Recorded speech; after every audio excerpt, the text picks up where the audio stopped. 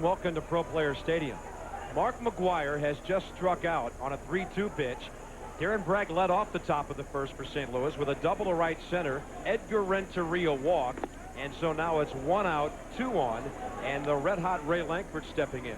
A couple of homers last night, Ray Knight, at Wrigley Field, and he almost hit one out his first time on a fly ball the wind knocked down. Yeah, he's really gotten hot. Talking to Tony Russo last week when we were there in St. Louis, he's starting to keep that front shoulder in and drive the ball the other way in batting practice. And Ray's always been a very tough out when he stays on the ball and doesn't rip that shoulder off the ball. 9 home runs in 93 at-bats already. Started the season a little bit late because of off-season knee surgery. And a 1-1 pitch, changeup. He was way out ahead of that Brian Meadows delivery. Meadows 4-4 on the year. For the Marlins, his ERA 4.7, but he started the season 3-0. You know, he has a really good pitch assortment. He throws that fastball 89 to 92, depending on whether or not he's going to ride it or sink it. He's got a nice overhand knuckle curveball that goes straight down. Then he complements that with a changeup. Pitching coach Rick Duty has added a little cutter that he throws to the left-handers exclusively to try to get a little bit on his hands. But I like Brian Meadows from Montgomery, Alabama, just 23 years old. Lankford hits one to right center. This one will probably clear the bases. Home to score is Bragg. Renteria, the former Marlin, right behind him. And on Ray Lankford's 17th and 18th RBIs, St. Louis takes a 2-0 lead.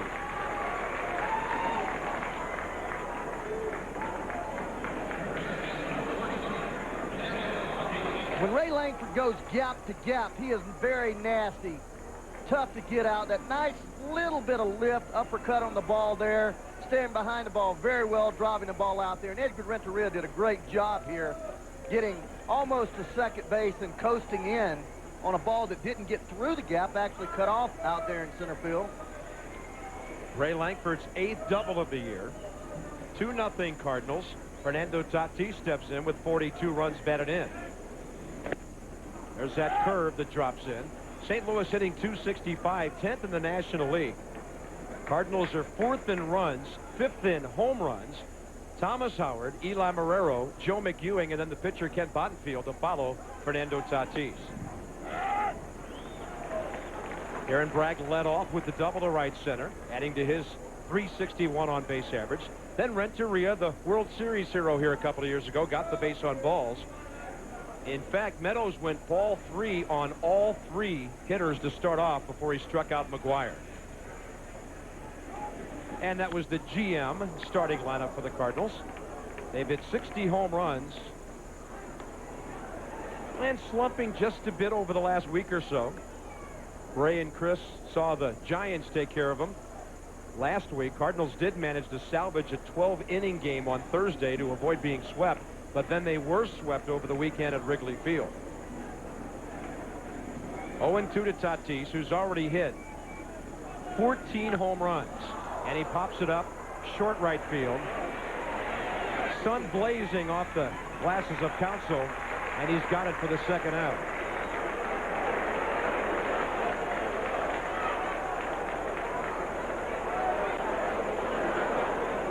'23-year-old right-hander Brian Meadows, 11 wins last year. He was #1 of National League rookies, pitching over 170 innings.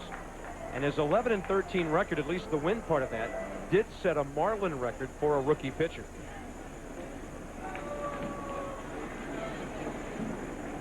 He was once 3-0 with an ERA of 2.53 earlier this season. The rest of the rotation at that time was 2-9. With an ERA of over 6. He was getting very good and still is getting very good run support. Veteran Thomas Howard was called up by the Cardinals from Memphis when J.D. Drew ended up down there on a rehab assignment with a pulled quad. And a half swing. It goes out to second base. Craig Counsell. Meadows battles back.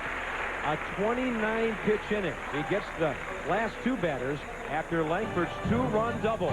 The Marlins against Kent Bottenfield next. Their flags waving during the national anthem on this Memorial Day, May 31st. Welcome back to Pro Player Stadium. And the Marlins hitting at 251. They are second to last in a lot of offensive categories. And running the ball club in John Bull's absence is Freddie Gonzalez, calling the shots from the dugout with some help from the skipper, who's got a bad neck. Craig Counsell leads off, and then young Alex Gonzalez, who they really love at shortstop. Veteran Cliff Floyd. Kevin Millar has been tearing it up lately. Mark Kotsay, the right fielder. Preston Wilson, a 10-game hitting streak. He's 18 for 39 with 10 RBIs during that time. Mike Lowell, the former Yankee minor league star. George Fabregas and Meadows.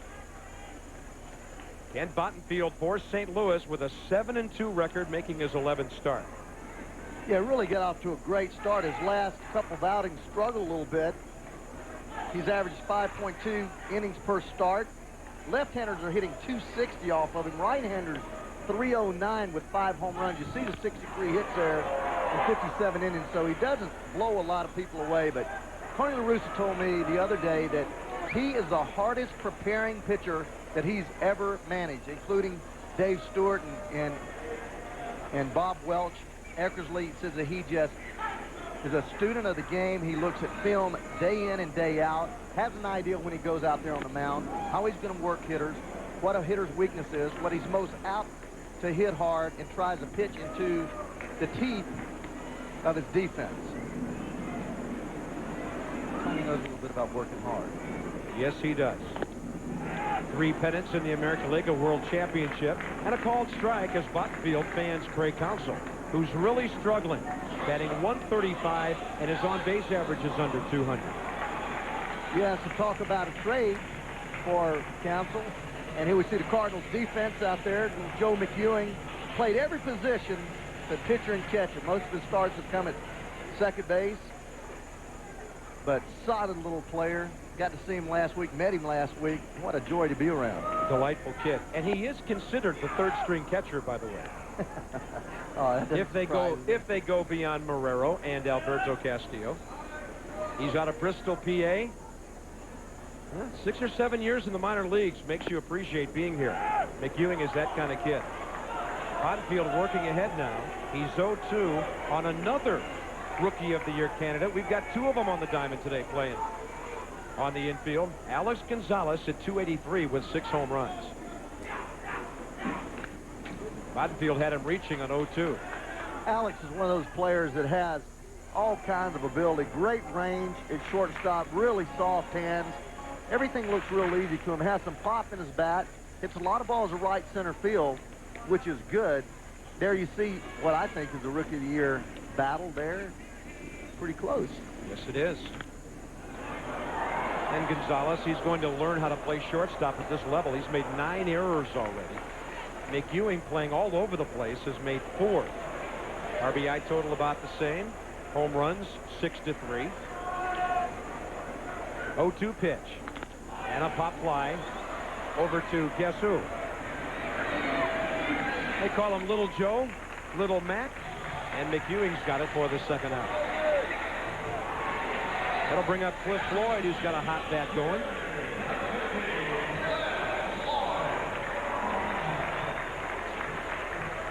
You'll be delighted, folks, if you haven't seen Joe McEwing bat yet.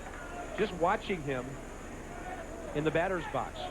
We have a saying in St. Louis, he makes coffee nervous. Here's Floyd, who's 9 for 28 over his 7-game hitting streak. And the pitch is over but low. Well, Cliff Floyd is one of the players I really enjoy watching. I got to see him down in my hometown in Albany, Georgia, when he was with the Expos and played down there in A-ball.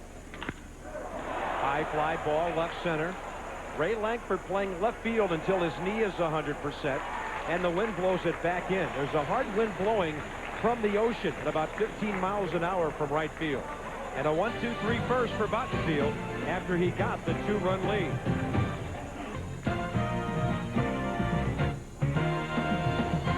ESPN Major League Baseball is brought to you by 10-10-3-2-1. Dial it and save 50% on calls over 10 minutes.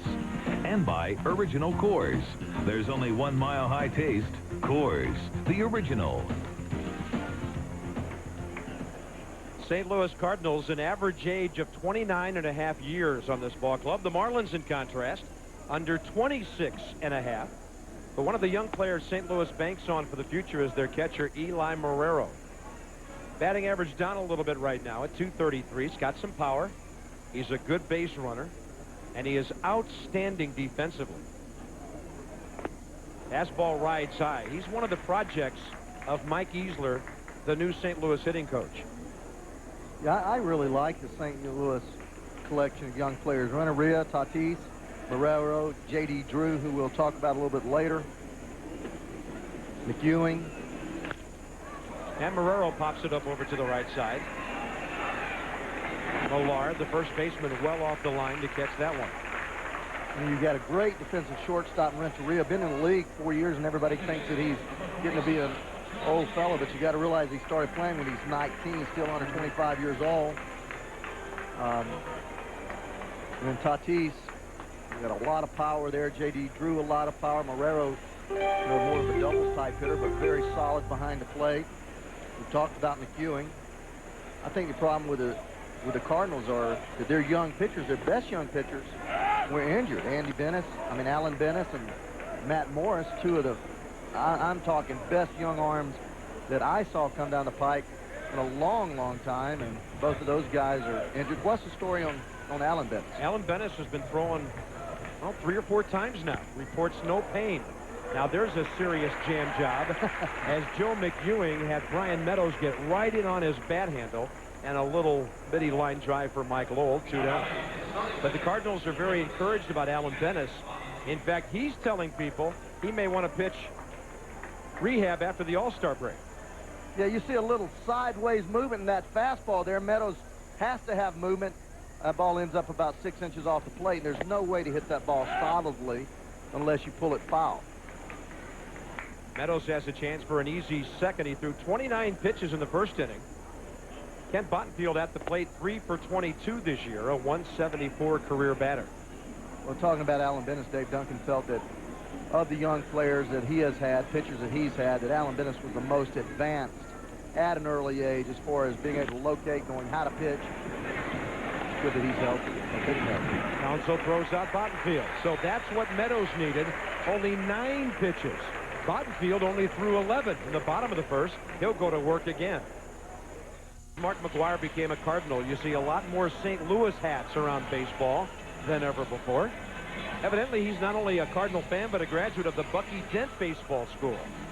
Bucky, a pretty good Major League ball player, was a coach under Joe Torre for the Cards. And we go bottom 2. Kevin Millar will lead off, and he's picked right up where he left off at AAA Calgary when he was hitting .303 with 7 homers and 26 RBIs.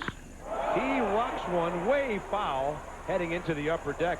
Ray, this guy put some numbers up a couple of years ago that I know you were very impressed with. He has got some power to spare. Well, he surely did. 1997 in Portland, he had .342 with 34 doubles, 32 home runs, 131 RBI. And he goes up there hacking. And one thing that really impressed me, he's never struck out more times than he's walked. All-Star MVP there. That's a pretty good Calgary ball club they have now. Todd Dunwoody's been sent down. Derek Lee is down there. And Millar hits it a mile high on the infield. Tatis calling it. Now Renteria takes charge. And that's 4 straight for Kent Bottenfield.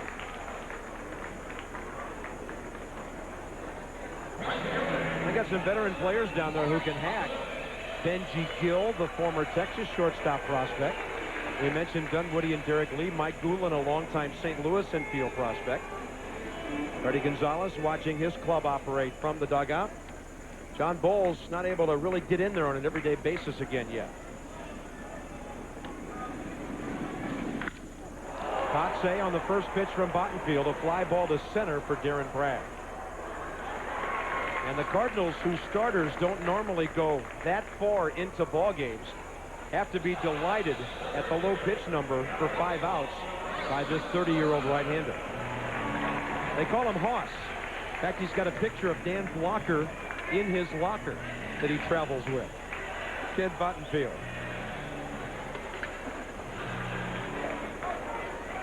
Soft-spoken young man from Oregon. 5th full year in the major leagues, and terms of service time. And he faces Preston Wilson. How about this young talent? Mookie's son doing the job right now, especially over the last 10 games, as we noted a few minutes ago. I've been hearing about Preston for a long time, as Mookie was a teammate of mine. Saw him toddling around the ballpark when he was just a wee tot.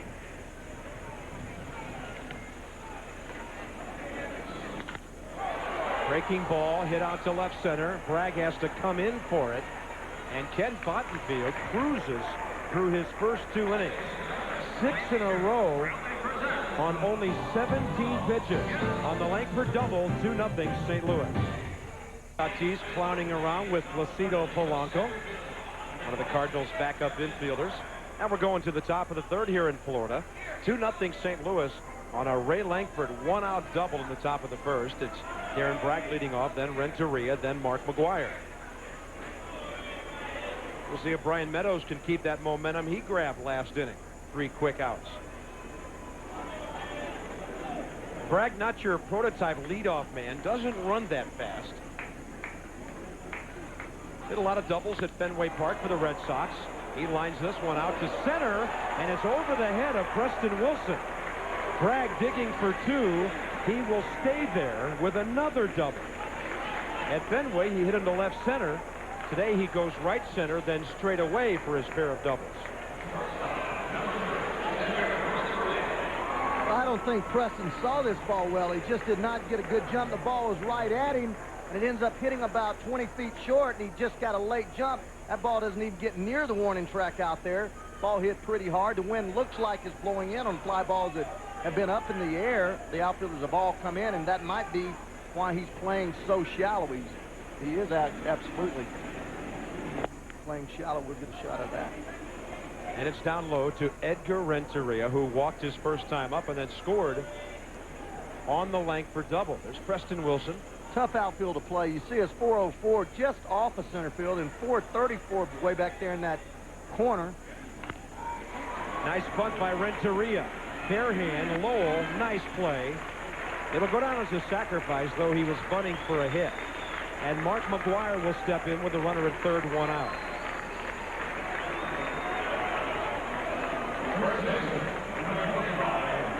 First time up, Mark McGwire a strikeout victim.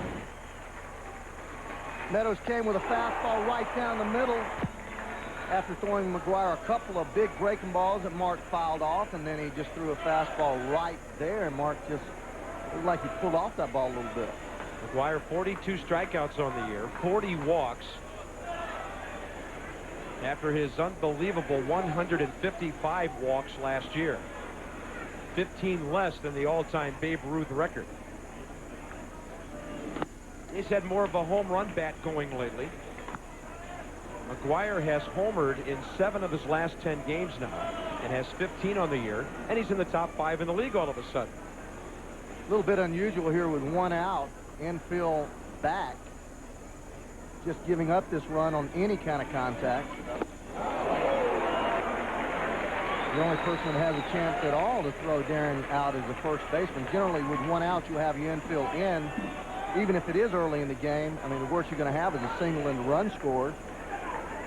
The way this defense is playing, just automatically going to give up the run. Let's get back to the pitch. 1-1 pitch. McGwire pops it up. Right field line. That is not catchable. It's a fair ball. Another run scores, and McGwire has an RBI double. A little Texas leaguer from a big fellow. That'll be his 37th RBI, and all 4 St. Louis hits now have been doubles. Well, when McGwire hits the ball soft in the air, it's going to be a base hit. Everybody plays him so deep. They play him rank pull. You've seen some teams, the Cubs and the Astros, play 4 outfielders, but there he's got about 50, 60 yards down that right field line. Anything you dunk over there that big, look at him, he's doing a little bit of sideways pirouette there. Well, Mark told me this morning he's feeling very good. The foot's much better. They got the infection out of there before it became a staph infection. And he said, I feel very fortunate I only had to miss 1 game, because if that thing had gotten infected up into his lymph nodes, he said, I could have been out 1 or 2 months. And he credits Cardinal assistant trainer Brad Henderson with immediately spotting that problem when McGuire had a bad groin the other day. Got a hole cut in his shoe to take some of the pressure off that foot. Langford line drive over the glove of Counsell. McGuire will stop at third base with one out. And the Cardinals having their way with Brian Meadows. Let's check in quickly with Trey Wingo. All right, Bob, in Pittsburgh, the Pirates going for their 4th straight, tied at 4 with the Dodgers in the 8th. Warren Morris comes up with a little blooper off Jamie Arnold, a little drop, and on the plate, Jason Kendall comes in, Kendall comes in. That's your game winner. Pirates 4 in a row, 5-4. Bob and Ray. How about those Pirates? They're 3.5 back of the Astros. The Reds win today on ESPN. They're 3 back. And the Cubs and the Astros are not playing today. Chicago's won 4 straight. They're only a game back of Houston, and the Astros have lost 4 in a row. So the Central is really bunching up right now. Pirates, another club with a lot of young talent. Yes, they are. Here's Fernando Tatis, 1st and 3rd, 1 out. Tatis, top 6 in the league with his 14 homers. And he's in the top 5 with his 42 RBIs. Of course, 8 of those came in 1 inning in L.A. when he took John Hole Park deep twice for grand slams. Unbelievable. Back in the 3rd week of April. I mean, just to get to the plate twice in 1 inning is an accomplishment. And you figure 3 guys had to be on before he got up there the first time. So how many men had to bat in that inning? A whole bunch. And 11 of them scored. Yeah, I was telling Boomer last week when we were at your game, I actually hit 2 home runs in 1 inning. One was a grand slam. And then another solo shot back in 1980. And I actually led the inning off with a home run. And then I come back around, 9 hitters later, and bases are loaded. And Boomer was saying it's been a long time before that record's broken. Let me tell you something. Some guy hits 3 home runs and 3 grand slams in 1 inning. In today's game, you never know. You never know, do you? Well, it's getting to be like softball, man. You get these guys up there, 3, 4, 5, 6 hitters that mercy. I guarantee you one thing, if somebody hits 3 in 1 inning, it won't be off the same pitcher all 3 times. Somebody's going to have the hook out. Tatis on a curveball strikes out. So a big strikeout for Meadows. It was a Friday night at Dodger Stadium, John Hole Park, against Fernando Tatis. Now the first one, that was down the line. It was a no-doubter, way back in the bullpen. Grand slam home run. You're right, Vince Scully. 3-2 Tatis. Swing and a long one. There it is, folks. Baseball history. A second grand slam home run for Fernando Tatis in the 3rd inning in Los Angeles, California. Yeah, even McGuire was impressed. Yeah, and what did Chanho's earned run average go up to? Close to double figures. Yay. The batter is Thomas Howard now, with McGuire still at 3rd and Langford at 1st. St. Louis on top, 3-0. Thomas Howard called up less than 2 weeks ago, won a game for the Cardinals with a pinch hit home run in Los Angeles. But he flies out here to Cliff Floyd, and St. Louis will settle for 1. Bragg's double, an RBI by McGuire. Langford stranded, and after 2.5, 3-0 St. Louis.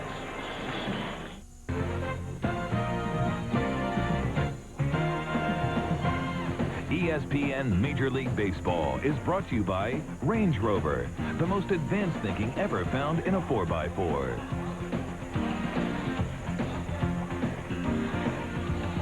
First 2 innings here at Pro Player Stadium in Miami. Kent Bottenfield has faced the minimum 6 batters. He takes on Mike Lowell, the former Yankee farmhand, who we saw here on ESPN in the AAA All-Star game last year in Norfolk. He had a big season, hitting .304 with 99 RBIs at Columbus. And he hits it straight out to center. It chases Darren Bragg about 380 feet away, and that's 7 straight for Bottenfield. The last 3 men have flied out to the biggest part of the ballpark.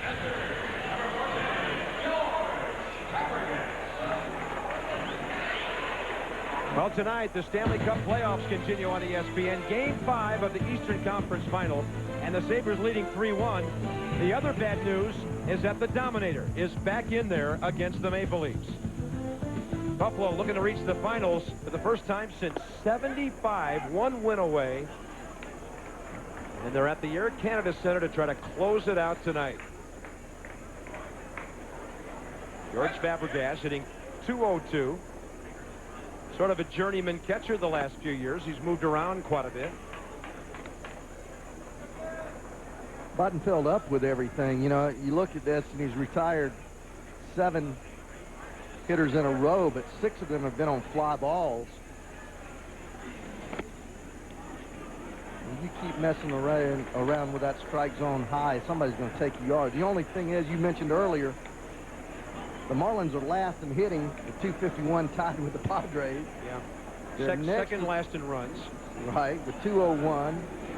Next to the last in home runs with 42. So, you know, you don't have to worry about too many people really in this lineup the way they're swinging the bat right now. Floyd and Millar are the only 2 guys that really can hurt you. Preston Wilson obviously swinging the bat very well. But up and down the lineup, you don't have a lot of tough outs. 2 balls and 2 strikes to Fabregas. Bottenfield gets a pitch up. It's a base hit to left field. So Fabregas, who hit .199 for Arizona and .188 for the Mets last year, gets the Marlins' first base hit here. Many feel he's keeping the seat warm until the Marlins can get a look at Ramon Castro, their outstanding young catching prospect. Here you just see this ball is above waist high, and Bottenfield has gotten away with 2 or 3 pitches there. You're going to have to get the ball down, or somebody's going to leave yard and make this an interesting ball game. Brian Meadows, the pitcher, stepping in. He'll step out while Darren Bragg retrieves a beach ball out in right center.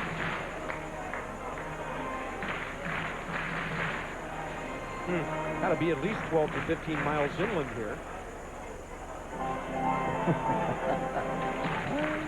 But it's Memorial Day, a holiday, and the folks here in Florida having a good time. It's not been that great around here, though. Their 7-22 home record is the worst in the major leagues. Only the Brewers have less wins at home. Milwaukee in its final year at County Stadium, only 6-16. Ryan Meadows looking to bunt. Deadens it in front of the plate. Marrero pounces and then makes the easy play to McEwing. Sacrifice is good. Fabregas into scoring position with 2 down.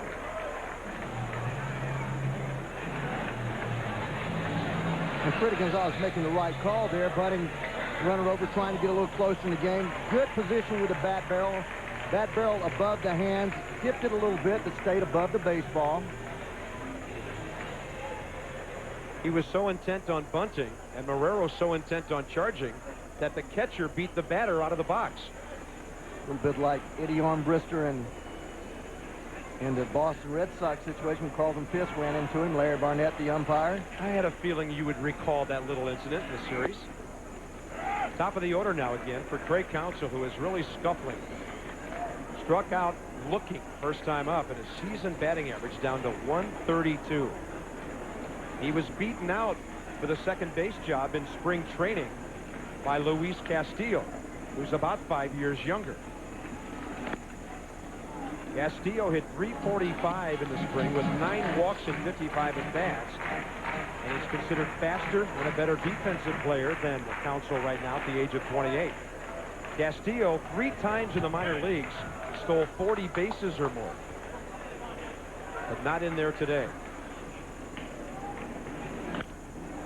Out of play left side. 1 ball, 2 strikes. Well, Jimmy Leland a little concerned with Mike Lansing's continuing physical problems. Little rumblings around the ballpark today that he was interested in reacquiring Fred Counsell, who was a big part of that Marlin World Series ball club, World Champion ball club. And having managed, I know that there's a lot of times when your GM tells you that there's a lot of interest about a player, you plug him into the lineup on a day that those scouts are at the ball game. So could be one reason why you see Craig in there today. He hit .251 last year with 40 RBIs, but he missed the last 2 months with a broken jaw. 2 balls and 2 strikes. Bottenfield jams in, and it's fouled down the right field side. Well, Dylan Dave's on the phone. There could be something happening. I wonder if that's a call to Colorado. Dave Dombrowski, a great job in Montreal, stocking that farm system with prospects, and he's tried to do the same here. Although they did take the quick fix approach and won the World Series, what'll soon be 3 years ago.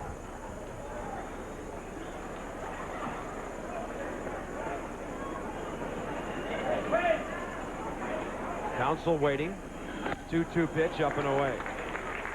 What a tough thing that must be for a guy like Dombrowski. You know how tough it was on Jimmy Leland. Now he goes out to Colorado with a ball club that has a pretty high payroll. They're struggling, but Jimmy Leland went through the struggles at Pittsburgh, and then here they cleaned house in Pittsburgh with Van Slyke and Bonilla and Bonds, Doug Drabek, John Smiley. Bottenfield on a breaking ball, a 2-out walk. Marlins, of course, do have a new owner in John Henry. The Wayne Huizenga era is over here. I'll tell you, John Henry made a lot of brownie points with the front office staff. Earlier this season, he chartered a jet and flew the front office to Wrigley Field to watch the Marlins play the Cubs. Now, that's a little longer than your average front office field trip. And the organization responded wonderfully to it. Folks got charged up. And they know they've got better days ahead here in Florida, but pretty tough times right now. There's John Henry. Investment is how he has made his fortune. And a big baseball fan, a former limited partner with the Yankees. You know, they're not that far from being a competitive club when you think about what you can do in free agency. You look at the Arizona ball club going straight from an expansion club and acquiring Finley and Jay Bell and Matt Williams, Randy Johnson, and all of a sudden they're leading the league. So you know, you can acquire a couple of real solid big guns. Well, we saw that Arizona ball club right after your St. Louis game on ESPN last Wednesday. Rick Sutcliffe and I were very impressed with what the Diamondbacks are doing, even though they've lost Todd Stottlemyre. Right now, Marlins winning here 2 years ago. Diamondbacks hoping to win it this year. They're hoping to straighten out that bullpen where they've blown, at least Greg Olson has, 5 out of 10 opportunities to save ball games. Right now, they've got a 2.5 game lead on the Giants, 3 on the Dodgers. They've made a good move in the last week or so. And Matt Williams is having a bang-up year so far. No balls, 2 strikes. Gonzalez reaching. Little chopper down to McGuire. And that'll do it for the Marlins in the bottom of the 3rd. They get a 1-out single, a 2-out walk. Bottenfield strands both, and he leads 3-0. Where the Marlins have some of the media and some of the broadcasters today. They have a Spanish-speaking station, WQBA, with Felo Ramirez and Jesus Diaz. And then they have their English crew out there as well. A little lunch delivered, too. There's Joe Angel. And our buddy Davey O'Brien. Joe Angel worked a lot of years with John Miller in Baltimore. Home run alley out in left field. If McGuire hits a screaming line drive, you'll see some courageous radio guys under the table. Here's Eli Marrero to lead off top of the 4th inning. Marrero popped up to first base his first time up. Right above that 26-foot scoreboard out there. 330 down the line here at Pro Player Stadium. It's only 361 in the gap in left center. It's a hitter's park for right-handers.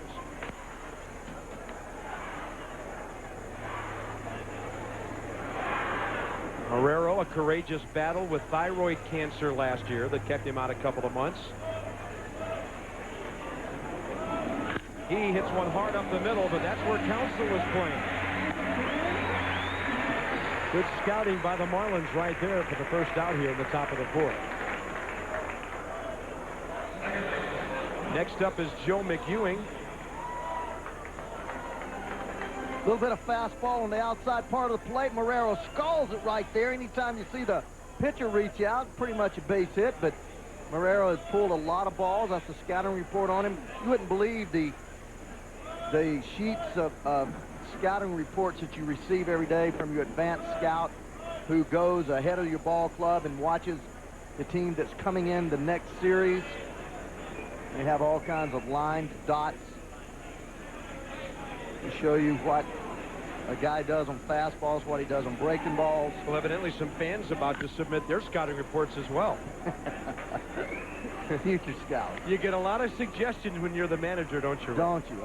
All those people that make tin cans or pump gas or whatever, certainly they are good at what they do, but they call those talk shows and act like they're spending 24 hours a day right there doing exactly what you're doing. My problem is I used to listen to them. Well, I heard a football coach one time say, when you listen to the fans, pretty soon you're up there sitting with them. You're right. It didn't take me long to make an exit out of that city. 2 balls and a strike for Joe McEwing. He gets a fastball up and hits it into right field. A base hit in front of Marcotte. And there's McEwing batting .321 coming in. Cardinals love the way he uses the field and sprays the ball around. He's a real throwback kind of player. Well, he is. He reminds me a lot of Eric Owens, who I managed and now in San Diego. Hits the ball all over the ballpark, doesn't try to do too much, a lot of hand action, short stroke. You start getting the ball up in that area, then they're going to hit line drives. But didn't try to do too much with that ball. A lot of people try to hit that ball, ground it to shortstop by turning over that top hand. Bottenfield deadens that ball beautifully. Millar to Counsell. It'll go 3-4 on the sacrifice.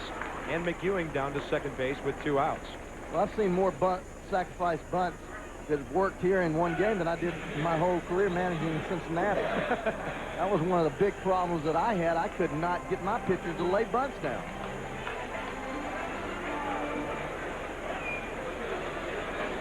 One of the things the Cardinal coaches do, both the first base coach Dave McKay, as well as a former Florida manager, Rene Latchman, who coaches over at third, they spend a lot of time in the cage, the Cardinal pitchers do, practicing hitting and practicing bunting. Latchman was the Marlins' first manager, by the way, from '93 to '96. Fired at the All-Star break.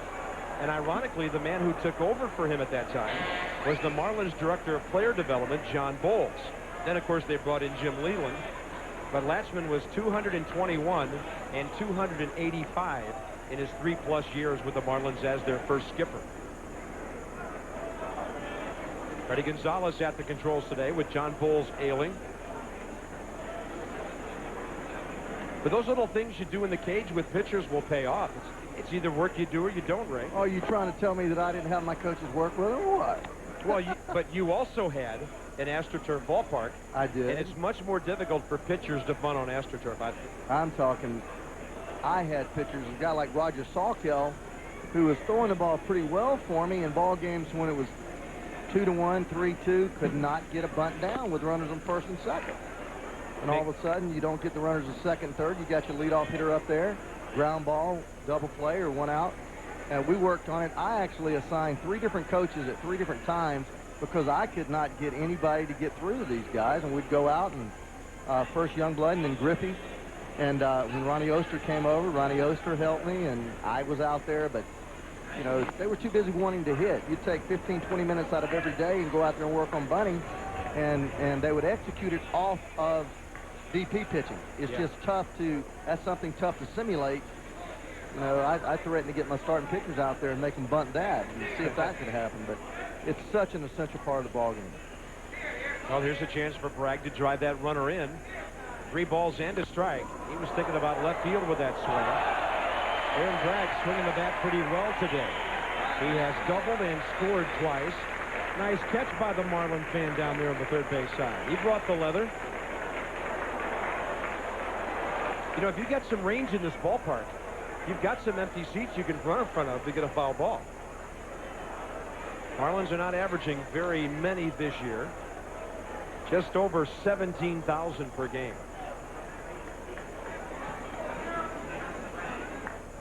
3-2 count. And now Fabregas will visit with Brian Meadows. A lot of times that comes from the runner on second base. You want to change your signals up a little bit. You're going down maybe with a second sign. And I know in the time when I played, in a heartbeat, there'd be some type of flash to the hitter, either location or type of pitch from the runner on second base. And you better be careful or they'll relay that sign in there to the hitter. Joe McEwing always in motion. He's the runner at second base. A lot of pitches for Meadows in his first 4 innings. He threw 29 in the first inning when he gave up 2 runs on 2 hits and a walk. Bragg takes a curveball down in the dirt, and the former Marlin Edgar Renteria will get a 2-out chance. How about that World Series 2 years ago when Edgar got that game-winning hit? What a moment for him in his early 20s.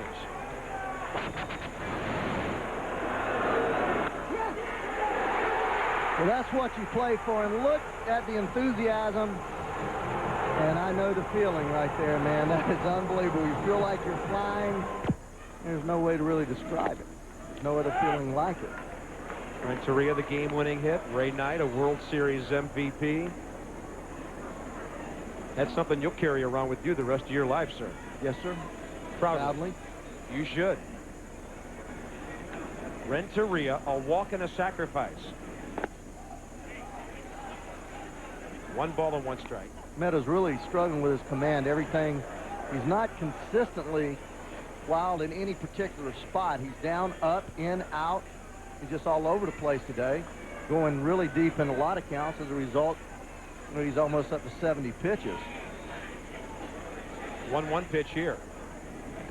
And he falls behind with a high breaking ball, and you've always got to have in the back of your mind, if you're the pitcher, who is on deck in this situation. Well, you got to look fastball right here. With Big Mac behind him, he's going to come in with a fastball somewhere in an area. He has to come at Renteria right here. He has to throw a fastball somewhere around the strike zone. Ball 3, low and away, and out at first base. Darren Bragg never got back to the bag. Keith Millard blocked him off. And with a 3-ball count and McGuire on deck, not a good mistake. You'll see Bragg never get back to the bag. Breaks. He should be saying back. He turns to look a little late, and then you're going to watch what happens here with Bragg. He looks up and says, "What happened?" If we run a little bit farther right here, he says, "What happened?" Well, what happened, Buddy Rowe? You got caught out there sleeping. Your first grade coach didn't say back soon enough, and you're now in the outfield. For the bottom of the 4th inning. Cliff Floyd, Kevin Millar, and Mark Kotze for the Marlins, who trail 3-0. George Fabregas with a pretty good gun down to the first base bag. Fabregas has caught 15 of 33 base runners trying to steal, and he gets a pick off there, and Bottenfield goes high and tight on Cliff Floyd. Well, Cliff Floyd dives in. What that means by that is his front shoulder always goes towards shortstop when he's hitting very well. On top of the plate anyway, but here, watch how he just goes right into that ball there, and then that's a low bridge right there, buddy. But he really stays tight on the plate, stays on top of the plate, and truly one of the great young hitters in the game. Watch how he just stays really tight on this baseball. Now, this may surprise some people. Last year, Cliff Floyd became the first ever Florida 20-20 man. When he had 22 homers and stole 27. Think of some of the guys they've had here. Gary Sheffield, Moises Alou. He was the first one to do it. Hey, Jackie. 1-2 pitch. Bottenfield with a fastball up and away, and it's fouled out of play. Of course, Cliff looked like he had great things ahead. He had that really bad wrist injury back in '95 on a play at first base in Montreal. He only hit 18 homers his first 5 years, but 22 last year. Well, I saw him play, as I said, my hometown. In 1992, he hit .304. He had 24 doubles, 16 triples, 16 home runs. That one right in there from Bottenfield. He's looking for the knuckleball. I think that purpose pitch must have had a bit of a purpose and a solution behind it. An effect on it, didn't it, brother? Second strikeout for Kent Bottenfield. And this is right down Broadway here. Marrero sets up inside. That ball's right down the middle of the plate. Has to be looking breaking ball on that.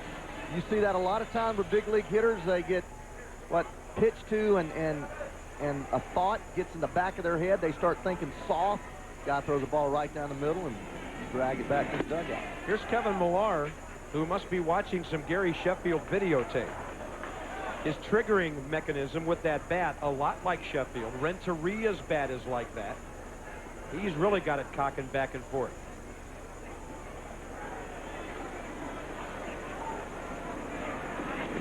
He did not make some friends with the varsity earlier this season.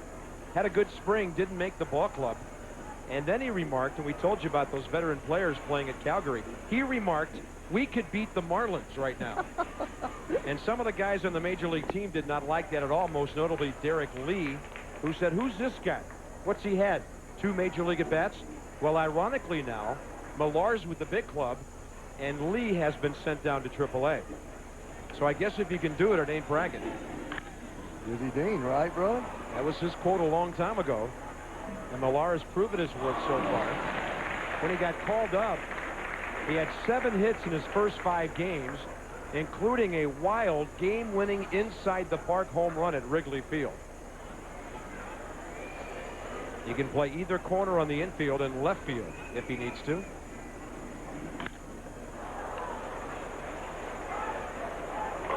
This was a crazy play with Sammy Sosa going back to the wall, Ray. Sammy couldn't find the ball. High fly ball hits. No, the ball hits high up on that ivy there. And I don't know if Sammy thought that it hung up in there. It runs down to a little drain right around the fence there. There's Hernandez coming all the way from center field.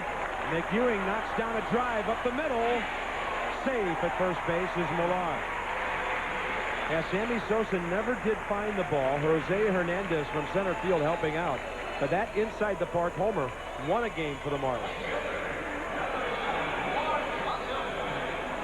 Again, the Cardinals up the middle and line shot.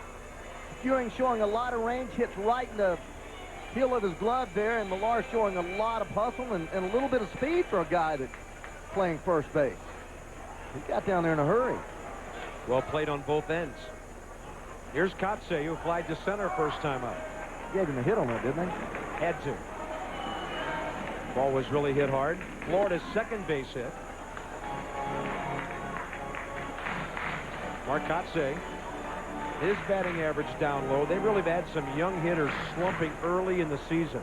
Todd Dunwoody was hitting .214 when they sent him down.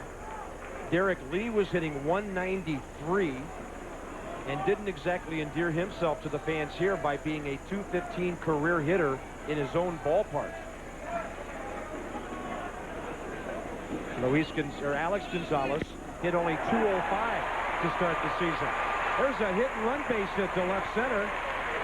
And sometimes a manager can help his guys get going by moving some base runners. There's no doubt about it. You get people up there swinging the bat, get those middle infielders moving, especially a guy that's around the plate like Bottenfield has not walked anybody, been ahead in the count. A lot of balls around the plate. And you see Freddie Gonzalez, but here, hit and run, fastball down and away, and just serves it right out over shortstop. Millar peeking in. Perfect hit and run, and one thing you always know that you young people at home, anytime that ball's on the line through the infield, you might as well keep on running because they'll catch it, you're out anyway. That was right over the spot vacated by Renteria. Preston Wilson, the batter, and he represents the tying run.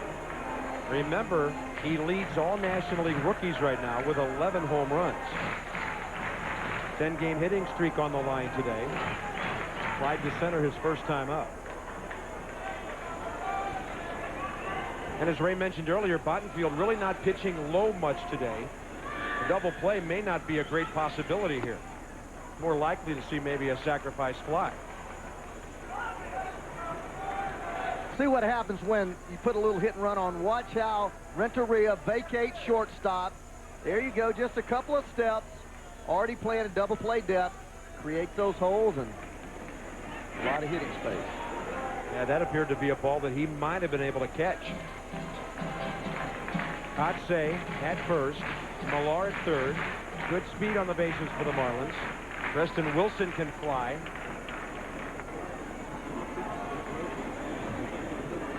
One pitch. On the outside corner, says Greg Bonet. Nasty pitch. Good curveball. Starting on the outside part of the plate. Just splitting that black. Nasty pitch to hit. Watch the movement of this breaking ball here. Starts down the heart of the plate and just dives right out there. Now, you may not think that's a strike, but there's a tighter movement. It's not where you catch the ball. It's where that ball crosses the plate. Now he's going to come hard inside. Strikes out Wilson. You know, Kent Bottenfield He can rear back and get it up there 90-plus now and then. He did some closing for the Cardinals early in the '98 season after Dennis Eckersley had moved on. And so he gets a big strikeout there. He spanned both men. He's retired in this inning. I came out to the ballpark with Jimmy Stewart and Ronnie Clark, two scouts, and Ronnie Clark managed Bottenfield in Des Moines as he was a closer there, and was talking to me a little bit about what he featured and how he had spent almost 10 years in the minor leagues. You talked about his parts of 4 years in the big leagues. He spent part of 10 years in the minor league. He's been with Montreal, the Rockies, the Giants, the Cubs, and now the last 2 full seasons with the Cardinals. Here's Mike Lowell. Runners still at first and third, 2 down now. And it took Mike Lowell a while to get going this year. He had surgery on February 21st for testicular cancer and then had to undergo radiation treatment. Marlins traded 3 pitching prospects to the Yankees for him on the 1st of February. A proven power hitter, and they need all the power they can get in this lineup. We mentioned only the Pirates have hit less home runs, 35 to the Marlins 42. This kid's a good player, all the way around good player. 56 home runs in his last 2 years. Has a good idea at the plate. They got him dropped down to 7th in the batting order. But he's the type of guy that can hit in the 4-5 hole. Just trying to get his legs underneath him. He had some shoulder problems also earlier in this year, so he's just been hammered by injury, and as you mentioned that testicular cancer. 2 hits last night, his first major league, at least National League hits. Yeah, they said it was amazing. The day after his last day of radiation, he was out the next day in the cage, and he was hitting fly balls to the warning track. His teammates were very impressed. 2 balls and a strike. Half swing on a pitch that might have been ball 3. Well, this is the toughest part of his career right here. When you start, as most of these Marlins are, Gonzalez and Millar, and Tatse got his initiation last year, but this first couple of months of the season is so difficult. You see so many different pitchers at so many different arm angles. You don't really know anybody. You know, one thing that people forget now, Ray, for young players, there are now 16 teams in the National League. You see more variety. Then there's interleague play. I mean, you're seeing pitchers you've never even heard of before, much less get a chance to study these guys. 2-2 pitch. That's a fair ball. Tatis, long throw to first, off the bag, and the Marlins get a run. Tatis looked very relaxed on the throw, but it was nowhere near being on line.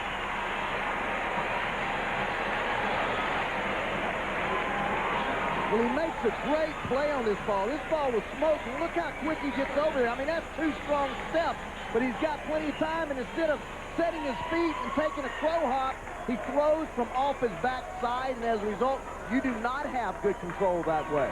He had plenty of time to take that little crow hop and make an accurate throw. Despite that, the scorer gives Lowell an RBI hit, his 2nd Major League RBI, tying runs on base, and George Fabregas is the batter. Tatis has been better defensively this year for the Cardinals. He has a strong, accurate arm, but I think you're right, Ray. He just didn't set himself at all. Well, I've watched him make a lot of throws this year over the last 2 years, and there's no question with his glove and the range, he's got almost shortstop-type range. But what he does, he has, although he runs well and he's got quick feet, he has lazy feet. And what I mean by that is he has a tendency to trust his arm so much that he doesn't use his feet to get himself in throwing position, and that is the primary thing you have to do to make accurate throws from the infield, is get your feet in position. 1 ball, 1 strike. Now, we've talked about that so many times with Joe Morgan this year. It's almost like a batter being ready to hit. When you're a fielder, you have to be ready to throw, even before the ball gets there sometimes. Yeah, no question about it. There's sometimes at third base, especially on choppers and stuff, you position your feet. 10 errors, that's a lot of errors. That projection is 35, 40 errors a year. That's a lot of errors for third baseman. 1 ball and 2 strikes to Fabregas, who singled his first time up. A lot of errors for anybody. Yeah. Start making 40 errors at shortstop. Grudzielanek this past year made 38 errors, I believe, and they're talking about him not playing shortstop. Remember, Offerman used to make 40 consistently when he was a Dodger shortstop. A lot of them on routine plays. 1-2 pitch again. Fabregas with a high fly ball, right field corner, going foul and out of play. Of course, there's a list too of young third basemen, and I can think of 2 in the American League who led their leagues in errors their first years in the big leagues. Now, Tatis a little more of a veteran, but a guy named Gary Gaetti and another gentleman by the name of Wade Boggs each led the American League in errors their rookie year, and each went on to become Gold Glovers. Well, there's no question. Both those guys worked so hard at what they did, and neither one of them had the great talent that Tatis has. Gary Gaetti, a little stronger arm than Boggs. Neither one of them tremendous range. Both good hands, but they worked at it really hard. It's a tough position to learn to play. 1-2 pitch, and he struck him out on a pitch down low. Bottenfield strikes out the side, gives up 3 hits. Mark McGwire will bat after Edgar Renteria when the top of the 5th rolls around. On up Sunday Night Baseball on ESPN. How about this one? Mike Piazza and the Mets. They're going cross town with John Olerud's sweet swing. So let's take the 4 train up to Yankee Stadium, where Mr. Jeter and Mr. Williams are waiting. It'll be a beauty for John and Joe Sunday night. Mets, Yankees. How about that? No, this is not the Bronx. This is... We're about halfway from Miami up to Fort Lauderdale on the Florida Turnpike here. Edgar Renteria, the ex-Marlin, leads off, top of the 5th. Meadows drops one down low, ball 1.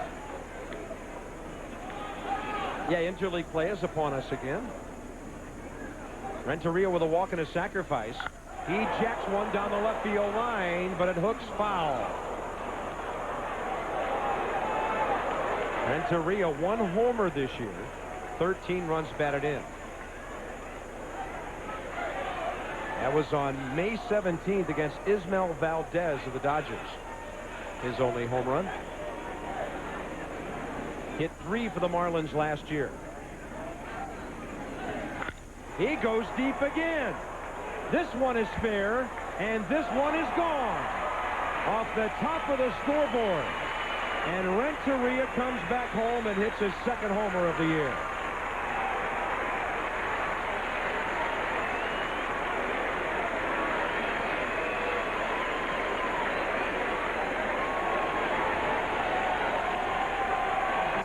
And a very nice ovation from the Florida fans.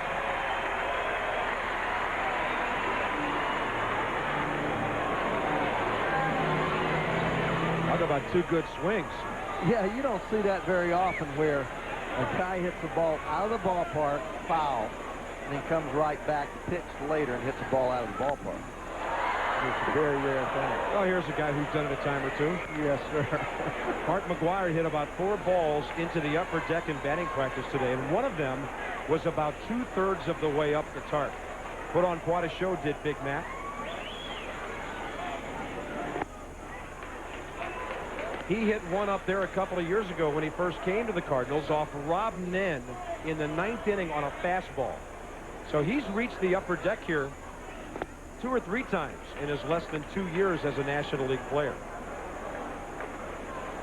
Bloop double for an RBI last time up. More against Florida last year than any other. And he really set up 61 and 62 with a big week here just prior, right before Labor Day. How many did he hit in that series? About 4? Yeah, 4 or 5? I think he hit 5 in 3 games. Meadows has him reaching. And of course, you and I saw him the last weekend of the season. He had, what, 5 more the last weekend, including 2 the last day. And about 8 or 9 to the warning track. Every ball he hit looked like it was going out. 2-2 pitch, popped up straight back and on a play. Meadows throwing an 82-mile-an-hour slider, then threw a little knuckle curve there at 80 miles an hour.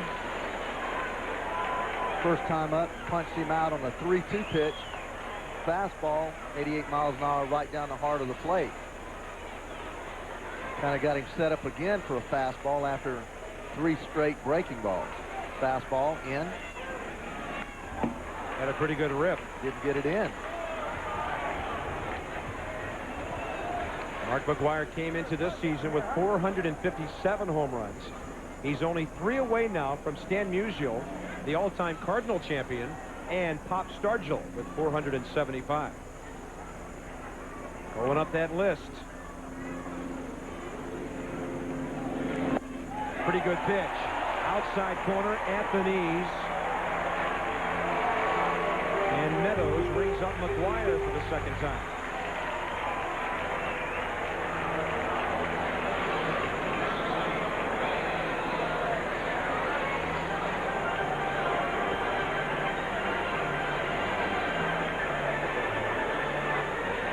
Edgar Renteria giving St. Louis its 3-run lead back in this inning. Yeah, he did. He went down and got that ball on the outside part of the plate.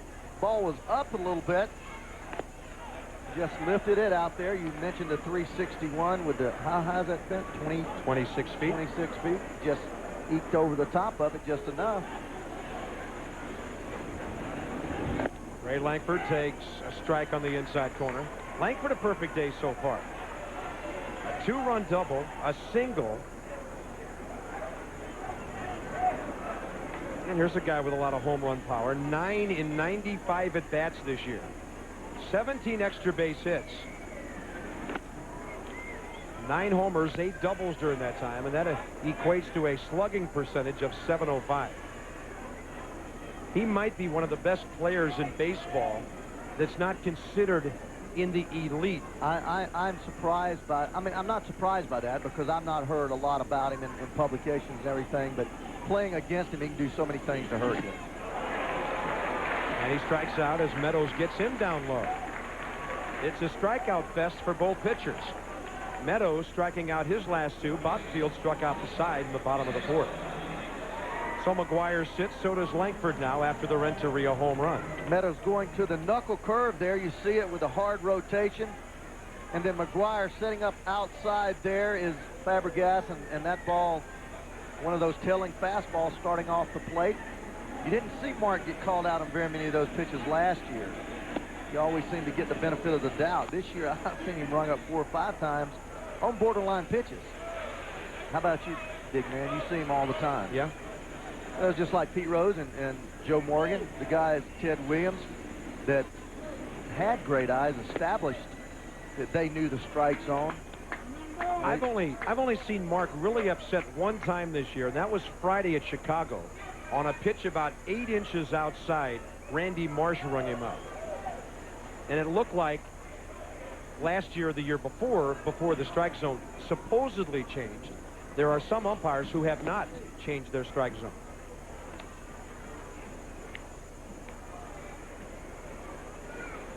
And McGwire had to sit out the game on Saturday. Came back last night, hit a home run, and he's got an RBI double here today.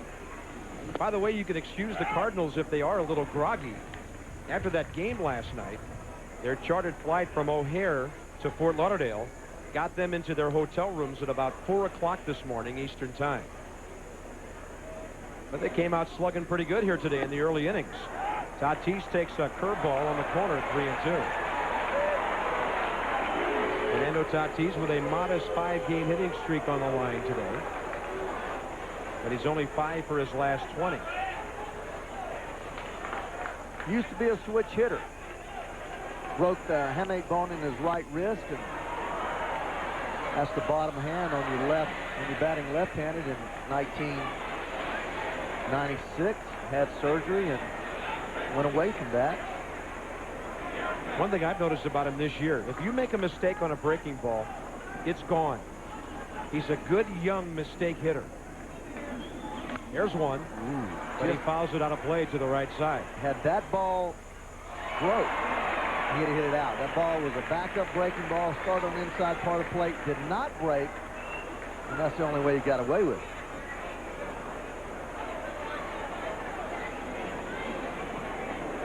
Ryan Meadows, only 23 years of age. Major league record of 15 and 17.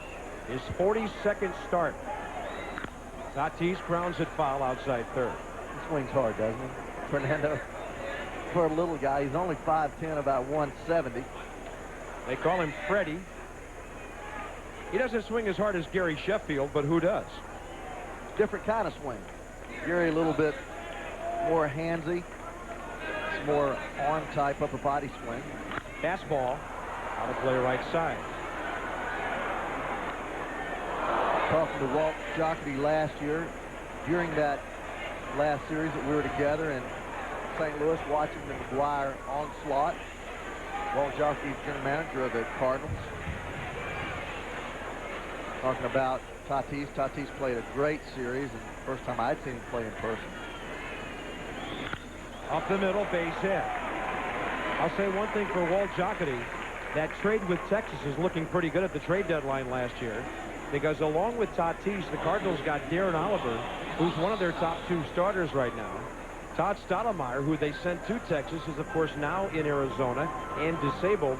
And Royce Clayton is injured again. He's had an off and on year with the Rangers, trying to stay healthy at shortstop. So the Cardinals got a whole lot out of that deal as Texas tried to load up for the stretch drive. Thomas Howard is the batter. And Howard getting playing time now in right field. Eric Davis plays some out there, with J.D. Drew right now playing every day at Memphis on a sort of rehab, get some playing time assignment.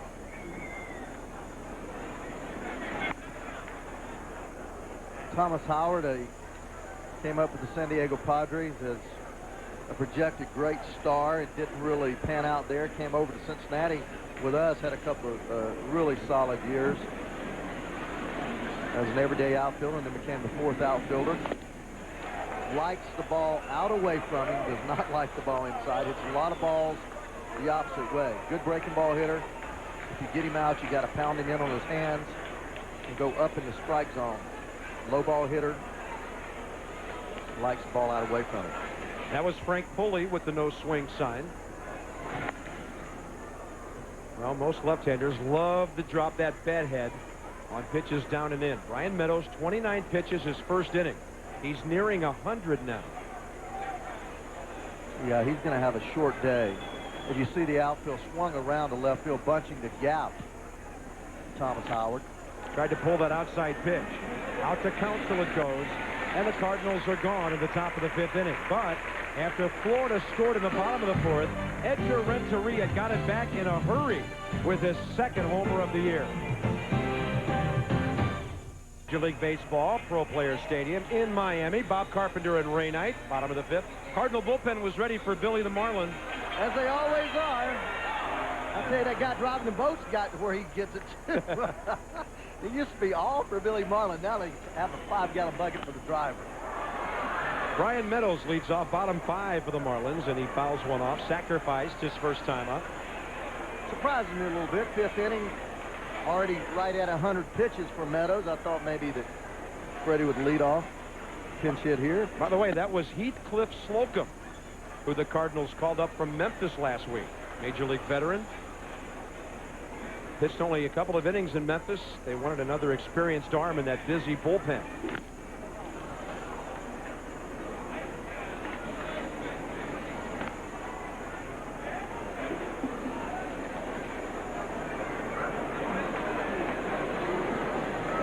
One ball and 2 strikes. Meadows will be followed by Craig Counsell and Alex Gonzalez in the Florida 5th inning. Kent Bottenfield, a run on 4 hits so far, and it's fouled out of play. And when a guy gets to 96 pitches after 5 innings, as Meadows has, even though it's 4-1 ball game, you figure he's probably only going to go 1 more inning max. He has a real short inning, maybe 2. Breaking ball by Bottenfield. That's a slider that he started working on a lot during spring training, knowing he was going to be a starter primarily this year.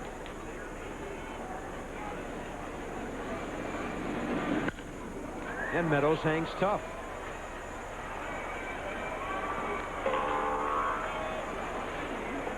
Brian Meadows, as mentioned, only 23 years of age. He's from Montgomery, Alabama. Marlins got him in the 3rd round of the June '94 draft for compensation when Walt Weiss signed with the Rockies. Out to short it goes. Renteria with a pitcher running. Plenty of time. One out, bottom of the fifth. Let's check in again with Trey Wingo. All right, Bob. The Brewers have the fewest home wins in the majors. The Padres had the worst road record in the NL. Something had to give, and Mark Loretta made sure it was the Padres. This two-run single, part of his 3 RBI day. As the Brewers win it 8-4, Padres now have the worst record on the road in the majors. They are really scuffling big time, San Diego. They are the 1999 version of the Marlins, basically, with that club having been dismantled. And with that loss, San Diego's road record now 7-18.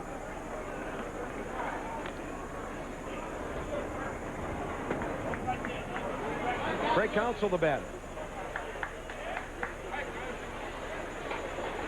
Some of the folks call up the radio shows here in town and say, who are these guys? And they've been all over John Bowles. John Bowles is a very smart baseball man. 12 years in player development with the Royals, the Expos, and the Marlins. Not on the bench right now. He has a 3-year contract. Dave Dombrowski going to stick with him. Some of the fans here have criticized Bowles for not only the lack of the team's success, but he's very stoic in the dugout. And some fans have the wrong impression of John. They think he's boring. But Dave Dombrowski will tell you he's a very interesting, funny, and articulate guy who's very well-spoken. Freddie Gonzalez running the ball club as John battles that neck problem. And Craig Counsell right now it just looks like he doesn't have a whole lot of clue what's going on. That's the second time the leadoff man has been called out on strikes in this game. Well, Craig hadn't got to play much, and when you don't get to play, you start fighting those demons within yourself. This pitch on the outside part of the plate, a pitch that he normally fouls off, very tough out when he's playing every day. Doesn't strike out a lot, and it is just a whole different story when you foul. Alex Gonzalez got a hanging breaking ball and almost snuck one out down in the corner. Now I got confused there. He's got Sheffield's number on. It's kind of like a Sheffield.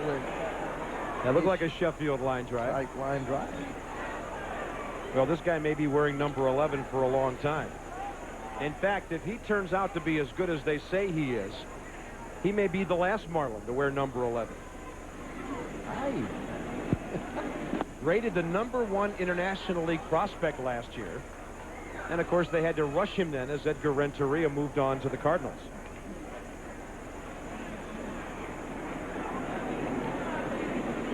Then he's holding his own, hitting in the 280 range. Little half swing. A little luck never hurts. Down into the corner. Retrieved by Thomas Howard. And it's a 2-out, excuse me, double by Alex Gonzalez.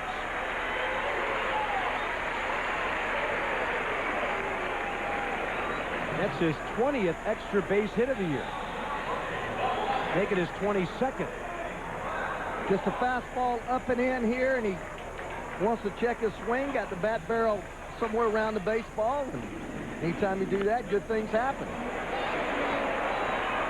Had a nice sound to it. It did.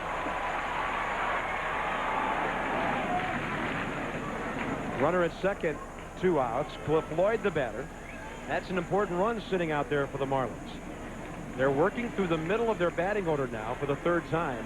Middle innings, they trail by 3.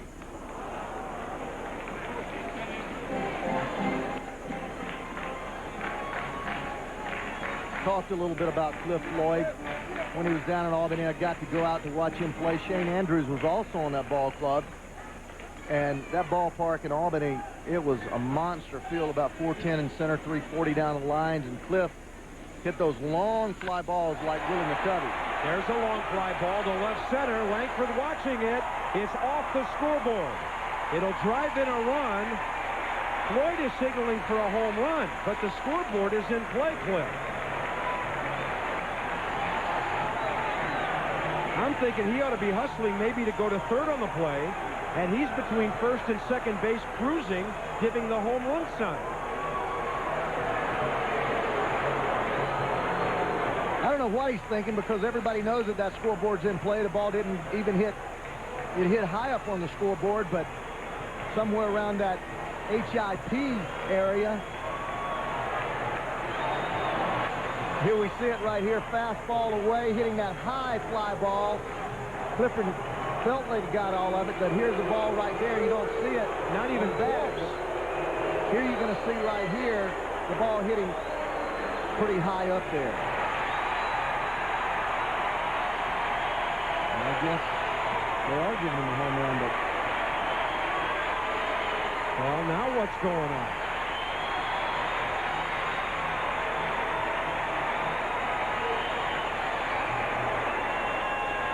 The ground rules in this ballpark, anything that hits that wall is in play, just like Fenway Park. I don't think this is over. Now Frank Pulley's going over to talk about it. That's a 26-foot-high scoreboard. The ball obviously hit up against the board. Any part of the board or any of the advertisements are in play. Now, the exception to that is over in the corner where the scoreboard ends, and there's just an 8-foot wall next to the Chevron sign over there. Now, right there where the yellow line is, that's where you sneak one over the wall, you get a home run. Right. And then out in deep center field, the scoreboard ends out there, and there's a yellow line there right off the Bud sign. I would not be surprised to see them send him back to second base. But watch this here. Watch the Bell South. The ball hits right at the top of the H on the Bell South. Right at the top of the H on the Bell South. There it is right there, right over that 52 there. Boom, boom. That's a double. Definitely a double.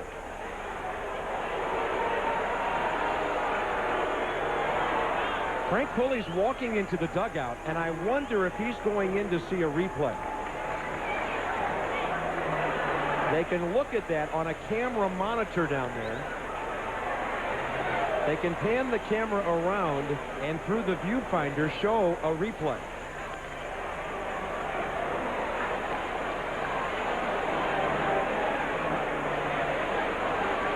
There's the ball hitting right off the scoreboard. Well, we can tell you right now what this ruling is going to be. It's going to be a double. There's no doubt. With that great camera work from our guys, I can tell you right there, right above the 5. The ball has to clear the scoreboard to be a home run. And the advertisements, we're told, part of the scoreboard. I mean, if they weren't, you could have all kinds of crazy arguments over fly balls here. Well, when you exchange the, look right there, right in the corner of the 5, right up above the 5, National League, just left of the P. I mean, goodness gracious. Not anything more conclusive than that. I think even the NFL would have it settled by now.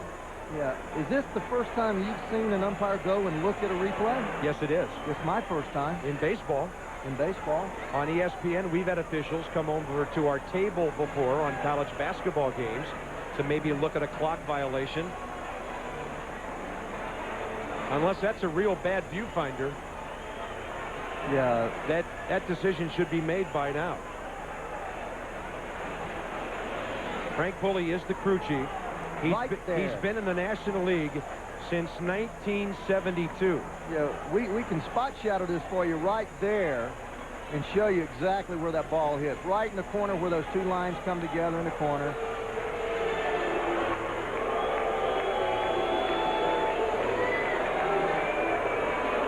And again, whether Cliff Floyd thought it was a home run or not, he should be running hard. That ball got by Langford and by Bragg.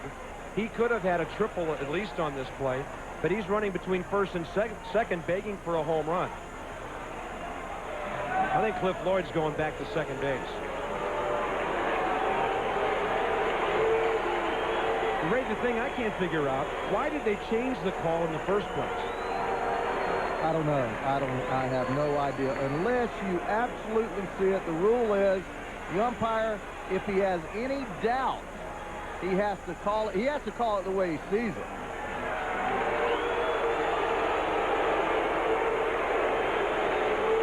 Well, that is the first time we may have made history here, because I don't ever recall an umpire coming off the field, looking into a monitor to see what the results of a play.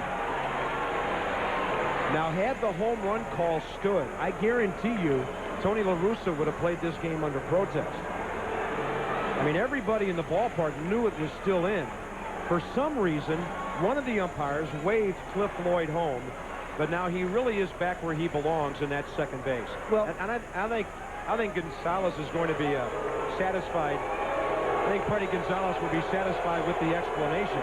Well, I applaud Frank Pulley. I really do. And the key is to get it right. And why not take a few extra? Why not? I believe in that wholeheartedly. It's something that I've always felt somebody should do, not on balls and strikes, but certainly on calls like that. When nobody sees it clearly, you've got the technology there to see it, and, you know, just get the play right. Now La Russa talking with Greg Bonet, the home plate umpire. I wonder what he's saying. He probably wants to know why he changed in the first place. You know, Tony does have a law degree. It could be a long-winded version of I told you so. Tony La Russa has a law degree from Florida State University.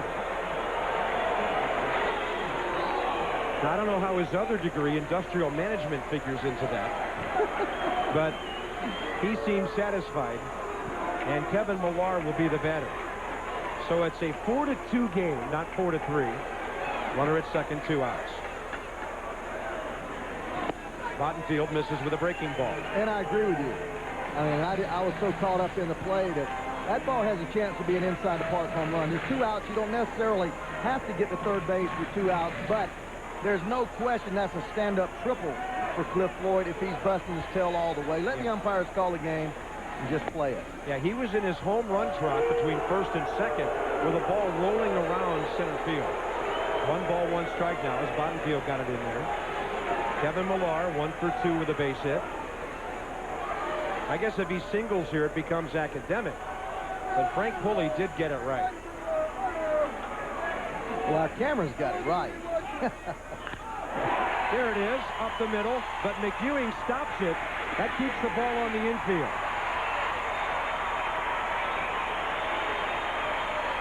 So the Marlins still don't have the run they were begging for, but they do get runners at first and third, 2 outs with Marcotte coming up. Millar hits another bullet up the middle. You remember the last time this ball was on the other side of second base, and Ewing makes a very fine play, and we mentioned Millar's speed, a little pop-up slide there. He can run a little bit. How about Joe McEwing on Renteria's side of second base on that play?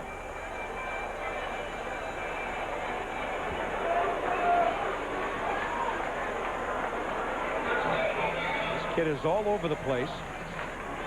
I would imagine he'll play a little more to pull here as the left-hander Kotze steps in. So the Marlins now have the tying run at first base. You know, I've been watching the defense, and he's overplayed a step or two, but not, you know, rank pull. And has he shown that type of range all year? Yes, he has. And he's played the outfield. Kent Bottenfield threw 17 pitches the first 2 innings. I mean, and there's another, I mean, there's a shot on the shoulder side of second base, the shortstop side of second base, that a second baseman catches. That ball was hit hard. It wasn't hit off the end of the bat. Right. And then Bottenfield now, in less than 3 innings since, has thrown 65 pitches. A double by Gonzalez. Cliff Floyd a double off the scoreboard. A base hit on the infield by Millar. And a 2-0 count here. Breaking ball is in there.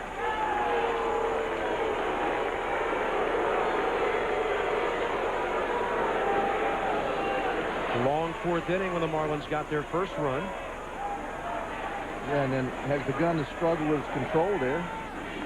Fastball right side, ball 3. Preston Wilson. Right now, Florida's best power hitter is on deck in what has been the year of the Grand Slam so far. This may be a case where Bottenfield, knowing Kotze's a good hitter, hit 279 last year, may just pitch around him. That's what I thought. I thought he'd throw him a breaking ball there. And you already have the tying run on first. Kotze would be the go-ahead run. But the pitchers don't think like that anymore. In the time when I came up, before I came up, they would go right at this guy, even though he is a tying run. Inside target. Fastball jams him, and he fouls it into the Marlin dugout. But you see more and more the split finger, the curveball, the slider, fork ball, thrown 3 and 2 with runners in scoring position, no matter who's hitting. Bottenfield retired Meadows on a ground ball, then Counsell struck out. He was apparently headed for an easy 5th inning. Now 3 straight hits and a 3-2 count and a half swing, but it was hit so well it carries to Langford. A run on 3 hits by the Marlins. They strand 2, they've left 6. So watch number 52, and that's where the ball hits. It was obviously a double by Cliff Floyd, not a home run, even though that's what he wanted. Pulley got it right. Marlins are now playing this game under protest. And we go to the top of the 6th inning. Bottom 3 in the order for St. Louis against Brian Meadows. Cardinals lead 4-2.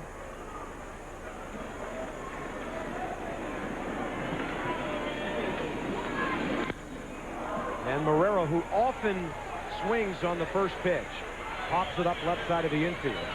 And it's caught by Alex Gonzalez. Another look at what the protest is all about for the Marlins. But a ball that obviously hit the scoreboard and stayed in play. Here it comes. I mean, not even close, Rick. No, not for me. And by the way, for those of you who are wondering, who is this number 52 for the Dodgers getting all this publicity? That's Jamie Arnold, who works out of their bullpen, losing pitcher against the Pirates today. And you have a little Jamie Arnold story. Well, just a little over a week ago, Jamie Arnold was the man body slammed to the ground at Dodger Stadium by the Cardinals' Sean Dunston after being hit by a pitch. There's Sean, who's coming out to hit for Kent Bottenfield. Out to short it goes. Gonzalez throws out Joe McEwing. So Bottenfield is gone after it appeared he might pitch 7 innings or more because of his early pitch count. Manny Abar. As you've said early in our telecast, that Tony La Russa's starters don't go very deep in ball games. Bottenfield only averaging 5.2 innings per outing. Was out of there. And with 2 outs and the bases empty. I always do that. I say Manny Abar and it's Ibar, right? Yes, it is Manny Ibar. And I say Ricky LaD instead of Ricky LaDay. I'll get it right one of these years. You just worry about the X's and O's and let the play-by-plays guys get the names right. All right. Sean Dunston's having a real good, Shawan Dunston. Sean's having a real good season so far. He's played the outfield, a couple of different infield positions, hitting .347 with 4 homers and 21 RBIs. He's always been a shortstop who could hit for power. When he first came up with the Cubs, he was getting people talking about, well, most homers by shortstop since Ernie Banks. Had some real bad back problems, though, that limited him to only 25 games total in 92 and 93. He's a .269 career hitter with 127 major league home runs. Good man off the bench. And Tony La Russa says he loves coming to the ballpark now, Sean does. Really enjoying himself late in his career in a variety of roles after he hit only .237 for the Indians last year. And then in 35 games for the Giants, hit only .176. He's always been a great pro. I played against him my last year in the National League in '86. He hit 17 home runs that year, which ended up being his career high, but had a great throwing arm at shortstop. Out to short it goes. Alex Gonzalez busy this inning. Wide throw. Millar picks it, and the Cardinals go in order. Well, we've had a definite change of momentum in this game. Ryan Meadows, 7 pitches that inning. 4-2 St. Louis. For the Marlins, Pro Player Stadium. Happy Memorial Day to you. Bob Carpenter and Ray Knight. And we go bottom 6 with a new St. Louis pitcher, 24-year-old right-hander Manny Ibar. A lot more suited, they feel, for the bullpen these days after several years as a starter. Yeah, I was looking at his stats. Memphis last year 10-0, and LaRussa and staff said that he has a tough time getting himself prepared to start. They like him. They liked his arm as a starter, thought he would be a starter, but every time that they've tried starting him, he cannot find that comfort zone in coming off the bullpen down to the mound. He has a tendency to just not get into the game very quickly, and Tony says he likes him a lot better in this role. Kind of an excitable young man, and Ibar himself likes coming to the ballpark knowing, hey, I might pitch tonight. A lot of guys prosper once they get that in their mind. Yeah, a lot of starting pitchers have a tough time calming down, getting that nice calm effect where you come to the ballpark and you know, you pitch on that day. I mean, some of them start pitching 4 days out, thinking about how are they going to pitch, and it's just, you know, too much thought process. Preston Wilson leads off. Ibar starts him up with a couple of fastballs, and it's 1-1. By the time the game gets here, they're cooked. This kid's got a great arm. Out of the Dominican. In fact, a couple of years ago, around the time of the expansion draft, Walt Jocketty had a chance to trade Manny Ibar and Braden Looper, who ironically is now a Marlin, to the Marlins for none other than Kevin Brown. Whoa. The Cardinals passed on that deal because of Ibar's great arm, and they had considered Braden Looper at that time their closer of the future. Great fastball at the knees. 2-2. So that tells you how highly regarded Braden Looper, who's now throwing, and Manny Ibar, who's now throwing, were by the Cardinals at that time. Of course, I doubt if the Cardinals would have come up with $105 million to keep Kevin. No. 2 balls and 2 strikes. Preston Wilson, Mike Lowell, and George Fabregas, 6, 7, and 8 for the Marlins here in the 6th. Manny started pitching at 17 years old, has won 41 games in the minor leagues.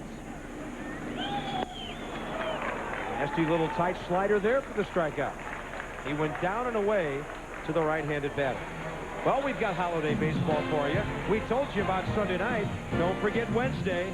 Depending on the NHL, either on ESPN or the Deuce, you'll see the Indians and the Yankees. Cleveland beat New York 7-1 today. And then we go to the late game. Albert Bell and the Orioles with Griffey Jr. and the Mariners. It could be a slugfest in the Kingdome Wednesday night. Chris Berman and Ray will be at New York. 7-1 Indians today, and then Charlie Steiner and our buddy Rick Sutcliffe will have the late game for you on ESPN Wednesday.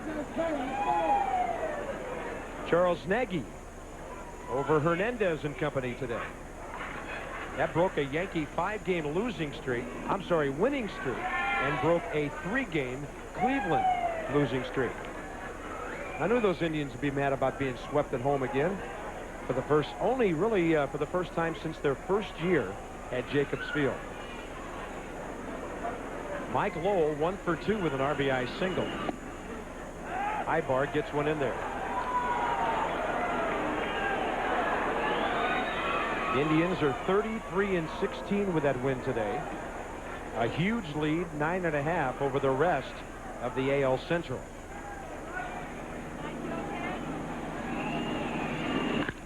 Out to short, Renteria scoops it like he used to here with the pinstripes on. And the first 2 for Ibar in the bottom of the 6th.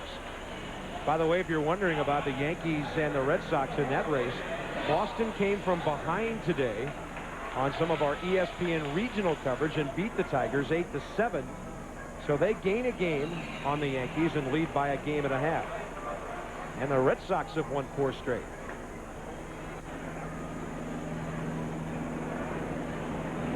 George Fabregas 1 for 2 with a single. Well, you can see why they like Ibar. That fastball, 94, 95 miles an hour, knee high. A little bit of sink to it. Got a little splitter that he throws, a little cutter. He was a young Sean Dunston, throwing 95 miles an hour fastballs from shortstop. He was converted to a pitcher 6 years ago. Thus, he's a pretty good hitter when he gets in there. He's got a live arm. So does Sean. 1 ball, 1 strike. Past the mound, out to short, under Renteria. He thought it was going to come up a bit, and it stayed right down on him. And that should be Edgar Renteria's 10th error of the year. That's a number the Cardinals didn't expect on the 31st of May. Well, he's a fine young shortstop. Here the ball just stays down on him. He does not get his feet again in proper position. See his feet are still moving, dragging that back foot a little bit up in the air. Almost like he got to that ball a little bit late, and I think that's what happened. He got there a tad late, didn't get the glove down to start with. Brian Meadows was in the on-deck circle and probably would have pitched the top of the 7th. But now that the Marlins have the tying run at the plate, they will pinch hit with Tim Hires.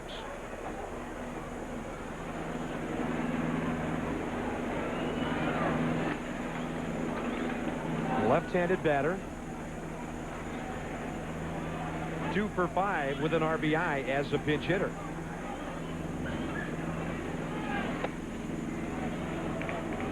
And this is where young pitchers sometimes get into trouble, trying to pitch around mistakes made behind them when they thought they were out of the inning. Well, it's tough because concentration is something that can leave you when something unexpected happens. Guys get rolling along. There's some pitchers that just have a tough time after things happen behind them, getting back in a groove.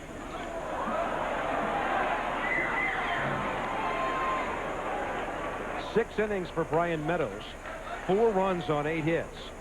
He struck out 4, gave up the Renteria home run, and walked 2. 103 pitches for Brian Meadows.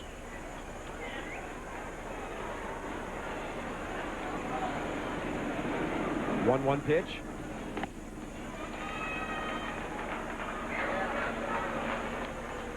Shadows creeping here at Pro Players Stadium. Cardinals swung way around the left field, giving the right field line and a big gap out there in right center field. 6:10 local time here. Right field's going to be a tough sun field for the rest of this game.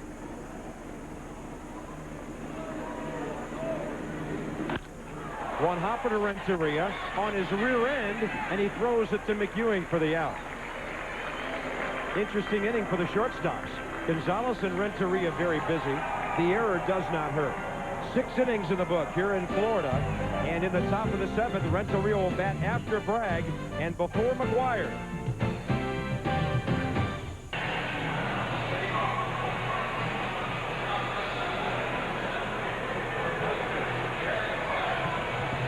Braden Looper, the former Cardinal who appeared in 4 games for St. Louis early last season, now on for the Marlins. He made the club out of spring training, looked good a couple of times, and he had some struggles. The Cardinals sent him down, and then they traded him. Yeah, there's some talk about attitude there. They didn't like how he responded to getting sent down, and so they traded him for Edgar Renteria and Armando Almanza. This guy can bring it. Former first-round draft choice out of that baseball-rich Wichita State program. Leadoff man Darren Bragg. Each time Bragg has led off in this game, he's hit doubles. Top of the 7th, 4-2 St. Louis. Well, this is a pretty good connection. Darren Bragg played at Georgia Tech, and Looper was with Wichita State, and that happened to tie you and me together. That's right. Back in 1989, the first game that I ever did for ESPN college baseball was in Wichita State with Bob Carpenter on one February snowy. Oh, man. How cold was it in Wichita in February? Real cold. First time 2 announcers ever begged to do the game from the truck. That one is on the inside corner, and Looper freezes Darren Bragg. And, of course, it's with fond thoughts of Omaha. Don't forget, folks, it's only 11 days away now. College World Series from Rosenblatt Stadium in Omaha. What a great event that has become. That was another assignment that I had with you. And yeah, there's an old Fullerton guy. Oh, man, he holds all the records out there. Or Kotze. over 500 average at the World Series. 2 Grand Slam home runs, which is also a record. Slugging percentage record for the World Series at Omaha, Mark Kotsay. That was in '95. And he was a hitter and actually got the last out On the mound. on the mound. So Edgar Renteria, perfect day with a walk, a sacrifice, and a solo homer. Other than the error, it's been perfect, but it did not cost the Cardinals a run. You can see he's got a little bit of that Sheffield bat motion to him. On the corner, says Greg Bonet.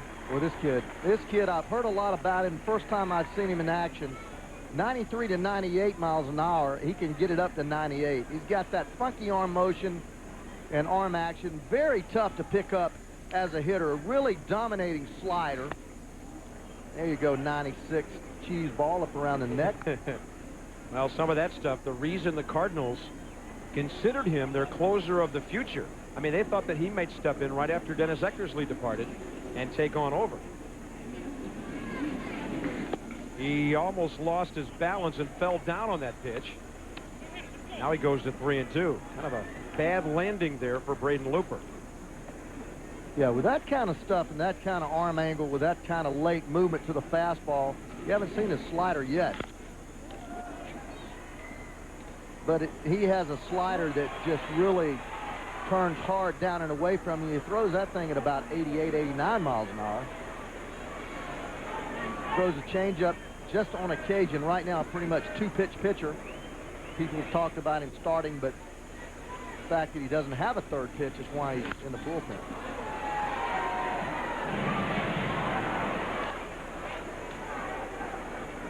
All-American at Wichita State for the team that was in the '96 College World Series. She didn't need a glove to make that play.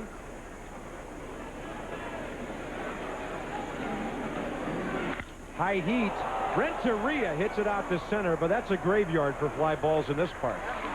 And that's 2 quickies in the 7th for Braden Looper. This should be an interesting matchup as Mark McGwire will step in. First inning.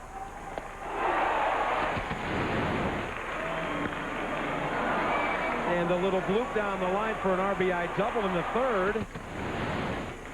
How about this? Ryan Meadows gets him at the knees on the outside corner. So Mac 1 for 3 with his 37th RBI. And his season average 255. McGwire is a 264 career batter. Last year, on the last day of the season, we saw him go crazy. He had a base hit and 2 homers, and he ended up hitting 299. Shadow's becoming a bigger factor now. And I'm trying to figure out this, too. I mean, we're getting now, this is the 3rd club that have played 4 outfielders for McGwire. For me, if you're going to play the 4th outfielder, you might as well play him up there in the left field bleacher. If he hits it in the air, most people say it's going out anyway. And he's not a line drive type home run hitter. When he hits line drives, they're to left field. You know, you got the outfield now spread all over the ballpark. When he hits the ball in the air, it's either out or a high fly ball to the warning track. He doesn't hit that many balls on the line into areas. There you have Counsell out there in deep right field. But this is not going to make Mark McGwire, although last night he did hit a ground ball single through the right side. Yep. But I think over the course of the season, this is not going to work. 2 balls, 2 strikes. There's a ground ball base hit. Well, maybe he'll hit 300 and hit 35. Mark McGwire looks like Matty Alou the last 2 nights. I never thought, I said that last night, I never thought I'd see Mark McGwire hit the ball 3 second base. And that's 2 times in a row, so he may have something. It shows me he can do it. Freddie Gonzalez going to make a pitching change here. He doesn't like Braden Looper against Ray Langford. We'll have a lefty-lefty matchup when we come back, as coming in is Jesus Sanchez. St. Louis by 2 in the 7th. Mark McGwire 2 for 4 today as he does what he did against the Cubs last night. Little ground ball base hit right side. Yeah, and this is what a manager is looking for. Anytime you can take really the bat out of Mark McGwire's hand, if he's going to go that route and hit a ground ball through the second base side with 2 outs, you'll certainly take it. You know, if that's what you're trying to do is make him change his approach, then that's a great deal to put 4 outfielders out there. But it's not going to do you any good because he's going to hit the ball over your head. It surprises me with 2 outs that McGuire will go that way. 24-year-old left-hander Jesus Sanchez. Pretty good fastball. About 90-mile-an-hour fastball. He's been working on his breaking ball and throws a circle changeup. He throws a fastball to Ray Lankford. They like the life on his fastball. It's unlike most left-handers. It's a 4-seam fastball, very straight. And any left-hander that's going to do the job out of the bullpen in this league has to have a breaking ball. And they've worked on Sanchez's breaking ball the last couple of years. It's getting a little better, a little tighter. He's evidently hung a few. 11 home runs in 44 innings. That has a lot to do with that fastball being straight, too. 1-1 pitch. And the breaking ball misses away. And that's what they talked about. That's a pretty good breaking ball there. Pretty tight rotation, but he misses with it. And it's almost like he has just one pitch. Ray Lankford, you throw him a fastball down and in, he's as dangerous as any left-hander in this league. That ball up a little bit and just locked him up some. 2 balls, 2 strikes. Yeah, any left-hander that has that uppercut swing as Ray does, and most left-handers do, that pitch that's belled high and above, they have a tough time getting their hands above the ball. It's just kind of like a blind spot right through there. You see Fabregas asking for the ball up again. Hey, Jackie. Lankford gets jammed but fights it off.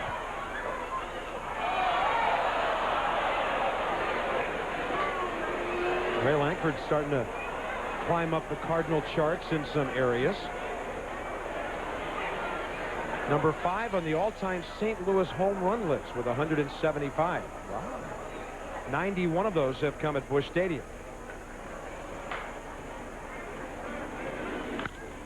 And a fly ball as he got jammed again. Gonzalez goes out. And backpedaling in front of Cliff Hoyd puts away the Cardinals in the 7th. St. Louis leaving 6 base runners. 7th inning stretch time. Cards by 2. Here's a look at our Heineken game summary as we go to the bottom of the 7th inning. Cardinals have out-hit the Marlins and lead by 2. Most of the damage from the top of the Cardinal order with Renteria a home run. 87 pitches for Kent Bottenfield. And Ray, we go down to the bottom line. A lot of young clubs just don't know how to win close ball games. No, they don't. And what happens with that is winning is just a matter of confidence, believing that it's going to happen for you. It also is a matter of the execution of the small things, bunting, hitting behind the runners, getting a pitch that you can drive with a runner on third base. And it takes experience to do that. In the big leagues, tough place to learn. All that pressure, all the expectation. Veteran teams have been through it, and they have their growing pains too. It's just tough when you do it with 4 or 5 young players as opposed to just moving in one player at a time.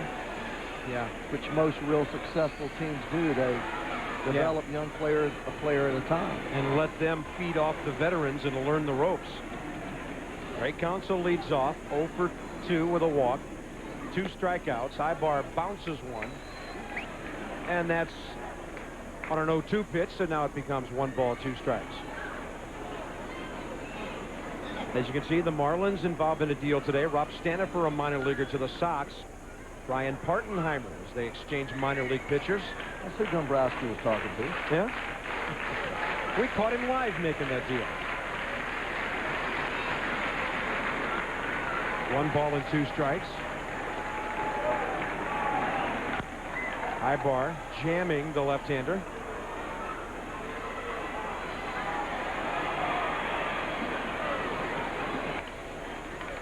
First meeting of the year between these two clubs. They'll play a 4-game series between now and Thursday. Cardinals in the middle of a murderous 2-week road trip. They just got swept at Chicago, 4 here, 3 at Detroit, and then 3 at Kansas City before they go home a week and a half from now. They've been better on the road, though. How about that fastball? Just tailing away for the left-handed batter.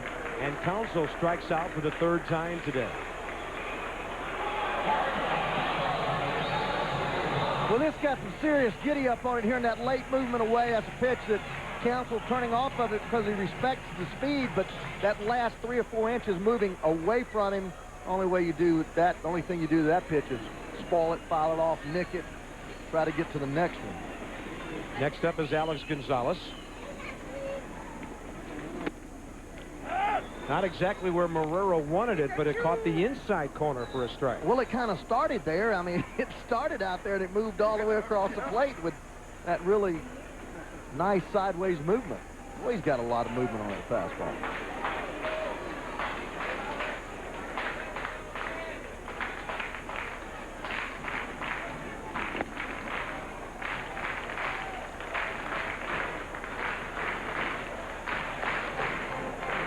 Well, I don't know what that pitch was. He went from, there you see Matty Morris. We were talking about that. Tell me a little bit about the Matt Morris. Well, that's Alan Dennis. Alan Dennis, right. Matt Morris had Tommy John surgery, so he's out, I mean, for quite a while, into next year. Alan Dennis is the guy they're thinking might throw some more, maybe be back with the club this season. And I talked to Andy in Arizona last Wednesday night. You know, if you want to really find out what's going on, you go to Big Brother.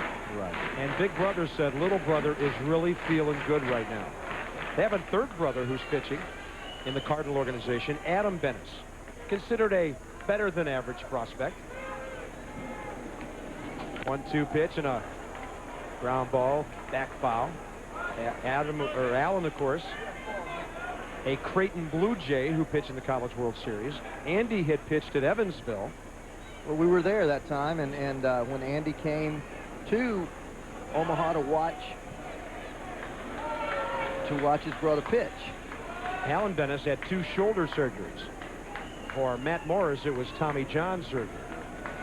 And the odd thing about that, they took the tendon out of Matt Morris's right palm to implant into his elbow area. And I asked him, why did they do that with your pitching hand, not your left hand? He said, I don't have a tendon in my left hand. And according to the doctors, a lot of us don't. The things we learn through these pitchers these days. 2 balls, 2 strikes. Of course, the Cardinals have been known for pitching brothers back in the 60s. Right-handers, Lindy McDaniel. A young phenom of a brother by the name of Von McDaniel, who kind of flamed out in a hurry. And there was a Kerry McDaniel, who all pitched for the Cardinals. Lindy McDaniel, by far the most successful at the major league level of those 3 brothers. I don't guess Paul and Diz had a brother. He probably got beat up a lot if they did. Can you imagine having Dizzy and Paul Dean as older brothers? 2 balls and 2 strikes.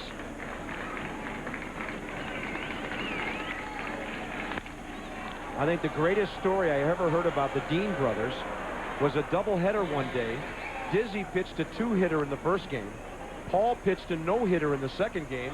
And Dizzy said, well, if I'd have known he was going to do that, I'd have done it too. Gas House Gang, a lot of St. Louis tradition with this ball club.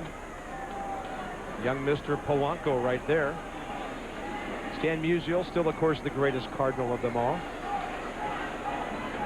2 balls and 2 strikes to Alex Gonzalez. Quite a battle here.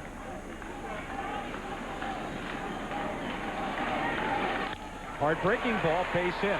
What a great at-bat for young Alex Gonzalez. 8 pitches, and he goes the other way for a base hit. Cliff Floyd is coming up, and we'll revisit our controversy of last at-bat. He thought it was a homer, but the umpires eventually got it right and called it a double. Long fly ball to left field. Cliff Ford kind of Cadillacing around there. There's our shot. He's saying home run. It actually hit right above the 52. Frank Pulley comes in there, says no way. The ball hits the wall there, which is in play at 28-foot high wall in left field. Cliff Ford goes back out to second base, takes the RBI away, and actually drove in 1 run. Gonzalez was on after hitting a double to right field. And here's another thing. Had Cliff Floyd been running hard and made it to third, he would have scored on that base hit by Kevin Millar that followed. Yes, he would have. But as he was in his home run trot, stopping at second, asking for the homer, he was stranded at third in that inning. Now the Marlin fans say, Cliff, just tie it up with this swing and now we won't worry about it. We were told that at that time, Freddie Gonzalez and the Marlins decided to play the game under protest. I don't think they have a chance of winning it. And a fastball away, fouled over to the left side. John Bowles coming off back problems, now having neck problems, and unable to be on his feet in the dugout. So Freddie Gonzalez running things for the Marlins. Cardinals trying to break a 3-game losing streak, swept over the weekend at Chicago. Marlins only 7-22 at home. Marrero blocks it, finds his way around the batter to find the ball. Eli Marrero is one of the good young catchers in baseball, blocking pitches in the dirt. And to do that, you have to have very quick feet. You know, you talk about infielders with quick feet, but watch how quickly he gets those feet turned down and just keeps his body square to the field, and that keeps the ball out in front of him. When you get that body at an angle, the ball caroms off toward each dugout, and runners are able to advance. We've heard him compared to a young Manny Sanguillen. Slim, athletic, not your bulky type catcher. There's another one. He just short hops it right into his glove. Really quick hands. Guy has those quick hands, gets down there, turns that glove downward. A lot of guys try to catch that glove with the heel pointed toward the sky, and when you do that, a lot of balls hit off the end of that mitt and cause you problems. Eli Marrero grew up in this area. Moved from Cuba to the Miami area when he was very young. 2 balls and 1 strike to Cliff Floyd. Long 7th inning, even though he's only facing his 3rd batter for Manny Ibar. He jams him with a fastball, and it's popped up on the infield. Near the mound, who wants it? McGuire. 2 down. McEwing and Renteria were playing rather deep, so neither of them could get there.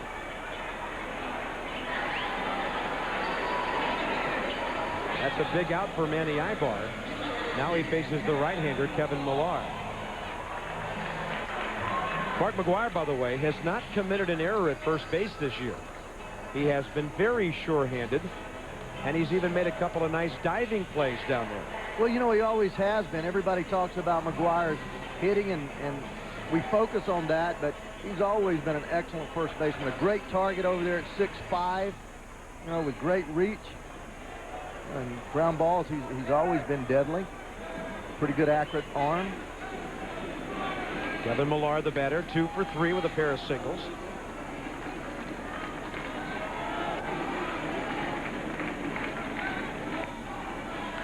And he goes fishing for a high fastball. Marrero's out in front of home plate for this one. Now he comes back, and it's a foul ball. And Ibar gets him popping up. 7th inning over. Marlins have stranded 8 runners. Into the 8th. Tatis leading off 4-2 St. Louis.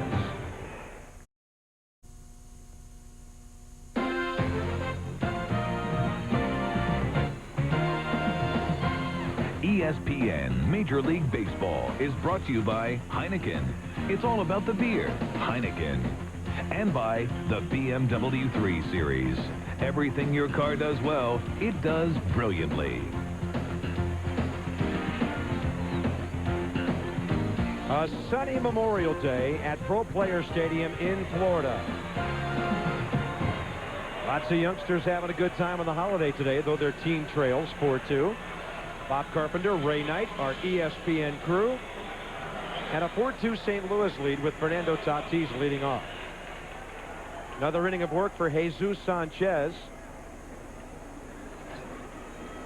In front of a crowd of 21,943. Tatis 1 for 3 with a single up the middle. And Greg Bonet's been given that strike off the outside corner all day.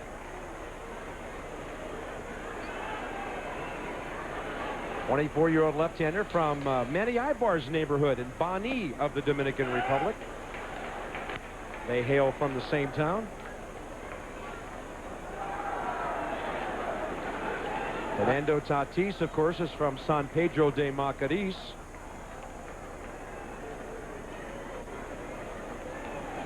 Oh-2 pitch.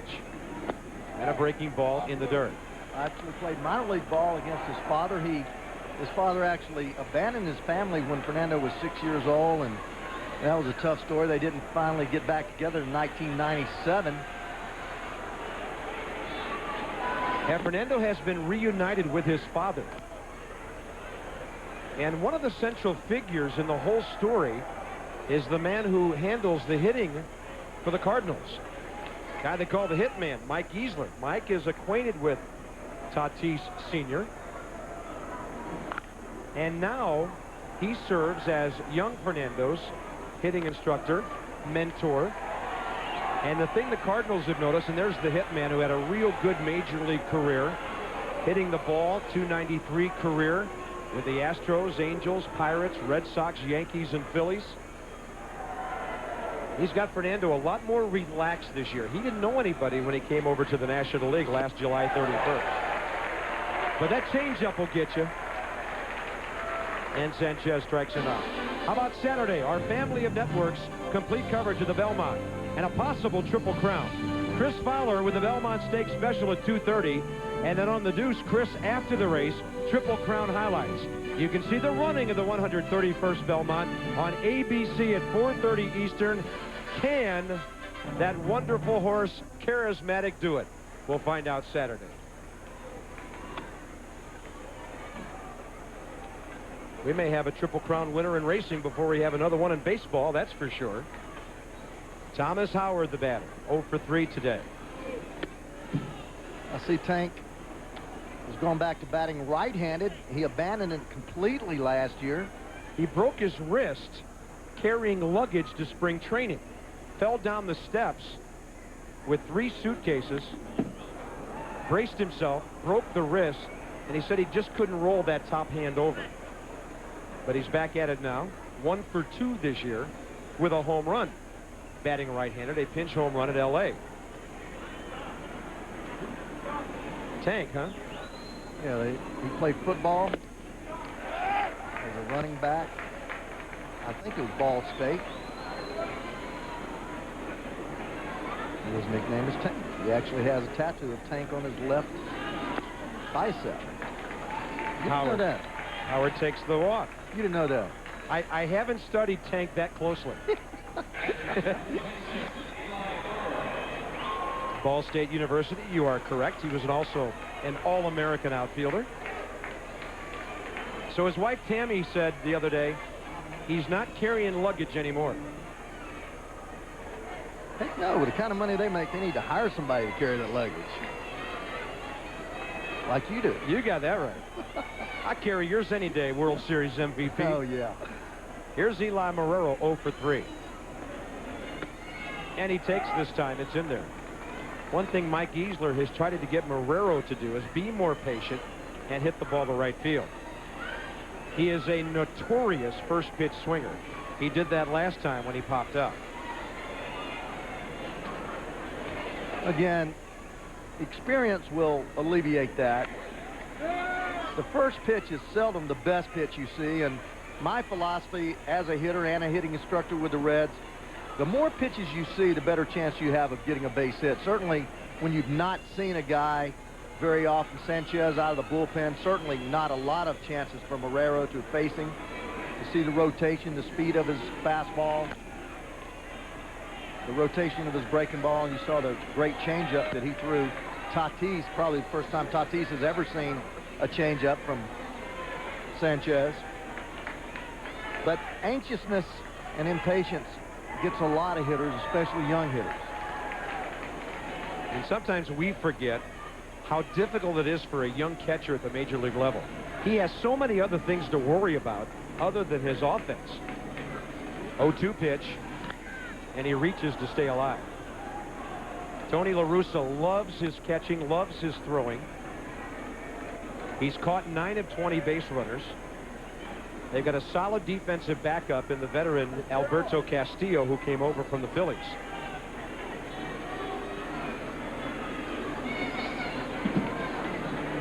0-2 to Marrero with Joe McEwing on deck.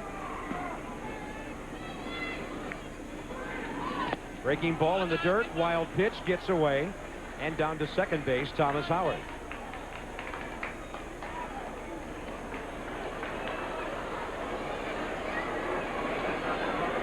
Not a whole lot George Fabregas could do with that one.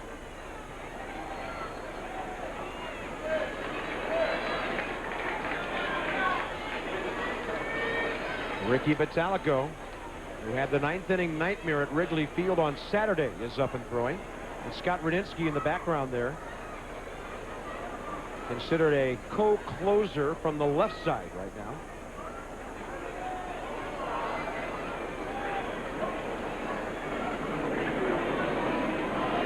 One ball and 2 strikes. Breaking ball hit high in the air, left side.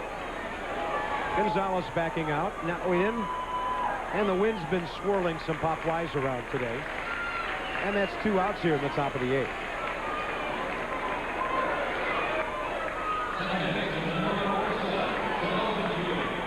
For the way Ibar's been throwing, I would be surprised if Tony would go to the bullpen. He talked about going to Bottalico in the 8th, and the other day when I talked to him, and then whomever, if Bottalico went well, he'd take him right on to the 9th. They're going to probably walk Ewing here and force Tony to use a pinch hitter. Yeah, interesting decision. Ibar will bat. At least he's on the on-deck circle right now. And I made the point earlier, Manny Ibar is a converted shortstop. He's only 1 for 8 this year, but he usually gets the bat on the ball. Now they're going to call him back and bring in Willie McGee. Yeah, anytime you can pad that lead or have a chance to pad that lead, you have to do it. Just with a 2-run lead, 2 runners on base, Willie can break this game open with a double. And Ibar threw a lot of pitches in that 7th inning. He did work through 2. Only gave up 1 hit in those 2 innings of work. And another thing, it builds for him. It builds a good outing. He can now go back in there and watch the rest of this ball game, knowing that he's done a good job, and good managers do that. He threw 16 pitches in the 6th, 19 in the 7th, 35 pitches. He did a great job, so now he just builds, has a very positive day. Rich Doobie to the mound, the Marlins pitching coach. Willie McGee, of course, a switch hitter. Just going out to go over the scouting report on Willie McGee. No real activity in the bullpen out there. There's Alfonseca was throwing earlier, but I think probably Willie's a tougher out left-handed, so you'll probably see the left-hander remain in the game. Just going over the scouting report here and letting Sanchez know exactly how they want to work Willie. 1 for 15 right-handed this year, Willie McGee. He definitely swing the bat better left-handed. 1st and 2nd, 2 outs. One of the most popular Cardinal players of all time. A .296 career batter. Changeup. Willie won a batting title with the World Series bound Cardinals in '85. Another one in '90 when he was traded late in the season to Oakland. His .335, he had enough at bats for that to stand up. He's always had a lot more movement in his right-handed swing than he does his left-handed at bat. Left-handed, he stays back a little more. Right-handed, he tends to move toward the pitcher quite a bit. Little chopper down to 3rd, and the throw for Lowell. Cardinals are gone in the top of the 8th inning. 2 walks and 2 stranded. They've left 8. Bottom of the 8th coming up. St. Louis still leads Florida 4-2. Well, there's 3 of the 21,943 here today on a Memorial Day in the Miami area. 4-2 St. Louis, bottom of the 8th inning. Coxey, Wilson, and Lowell coming up. Reese Davis and Chris McHenry with SportsCenter coming up next. Highlights from the Major League action today on the holiday. Is Michael Irvin out of the Big D? And tonight on ESPN, the Sabres at Toronto, Game 5, looking to clinch They lead that NHL playoff series 3-1. Tony La Russa goes to Ricky Bottalico here as part of his bullpen plan in the 8th inning. Yeah, Tony talked to him the other day, and he has a little different philosophy with his closing situation, whether it's Acevedo or Bottalico or Ibar or even Rudensky, whomever he has out there in the 8th inning, if he has a real smooth 8th inning, he's going to put him back out there in the 9th. And the reason for that is he talks about Bottalico being a guy on the intensity level from 1 to 10 about a 12. And he always has usually 8 or 10 pitches before he gets righted. And once he gets righted, he can just mow down the next 5 or 6 hitters. And so he's done that. He instead of just saving Bottalico for the 9th, he puts him in there in the 8th. If he's solid, he takes him through the 9th, and he gives him something to go to if Bottalico really struggles. There's that big breaking ball in the dirt, 2-1. You saw Willie McGee still in the ball game, batting 9th, playing right field. There's Juan Acevedo, who is now a starter. Early, he had a handful of saves for the Cardinals. He'll pitch tomorrow here against Livan Hernandez. Acevedo 3-1, but an ERA of 5. He can really bring it. There's a fastball bounced up the middle. Renteria got to it, but couldn't glove it. And Marcotte has his second base hit.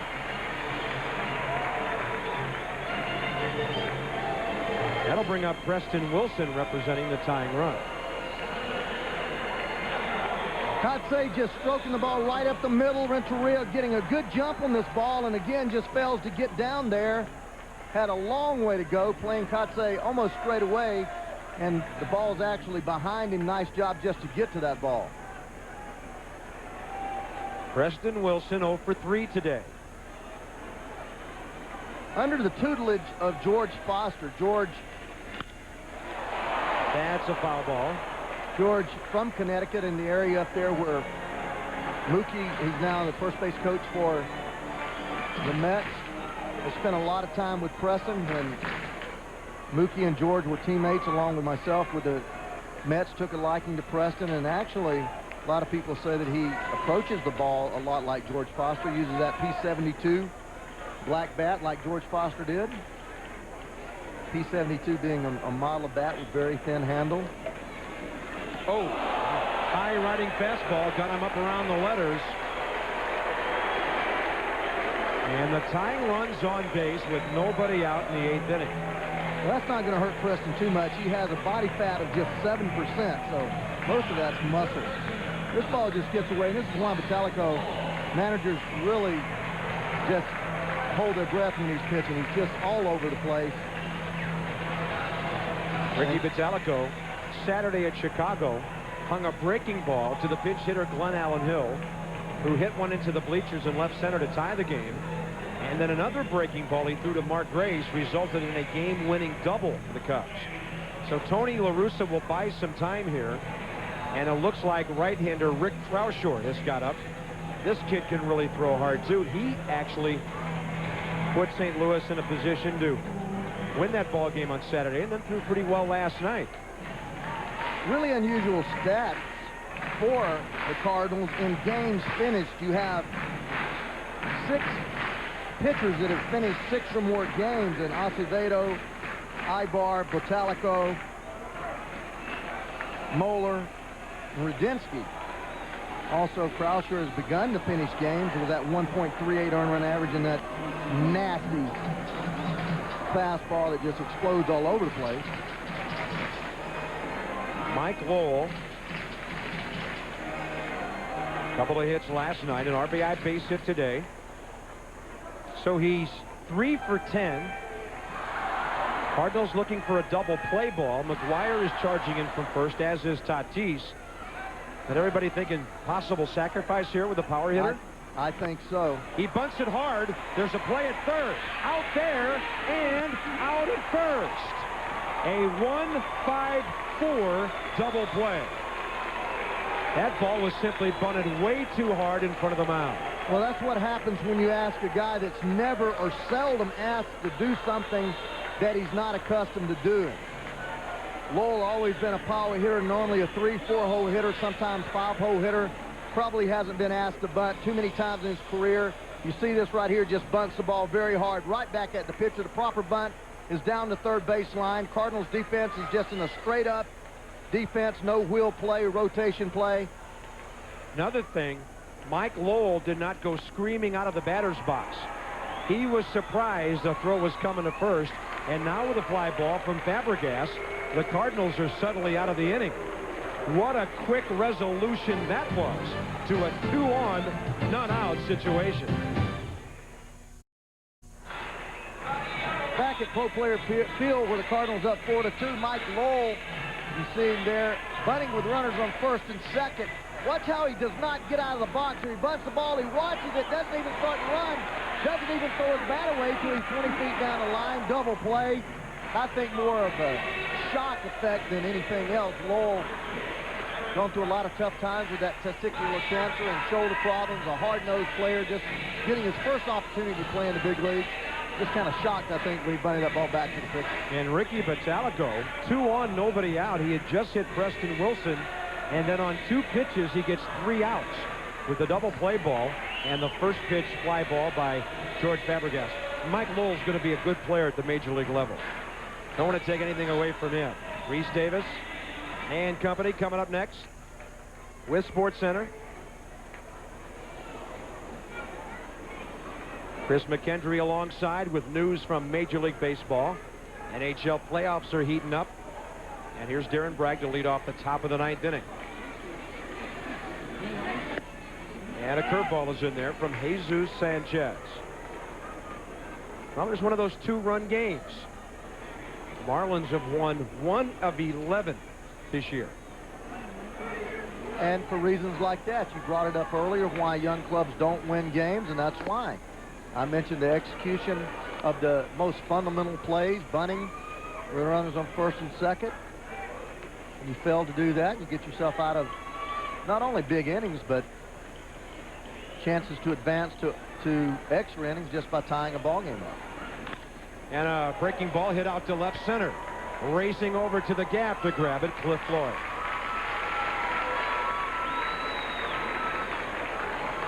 Next up, Renteria. We will see Mark McGwire another time. Eddie Gonzalez to the mound. He wants a right-hander now against these next 2 batters. We saw Antonio Alfonseca throwing earlier. So an inning and 2/3 scoreless for Sanchez. Alfonseca against Renteria and McGwire. And we come back to Florida.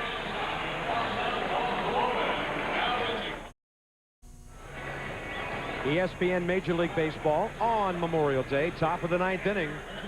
Antonio Alfonseca will take on Edgar Renteria, then Mark McGwire.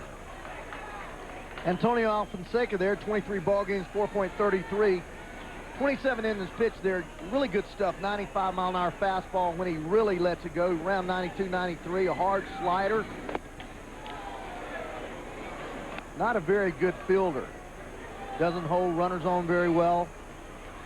So you can bunt on him, and if you get on, you can steal on him. But Renteria, and you can kiss that one goodbye. His second of the day. He triples his home run total in 1 game. And St. Louis leads 5-2.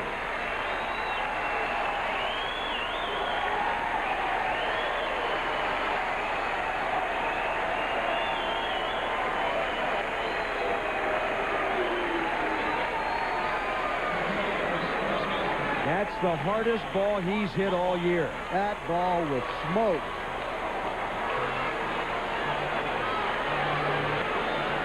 A lot of players say you can tell by the crack of the bat, and that ball had a ringing crack as it left that bat, or the bat had a ringing crack.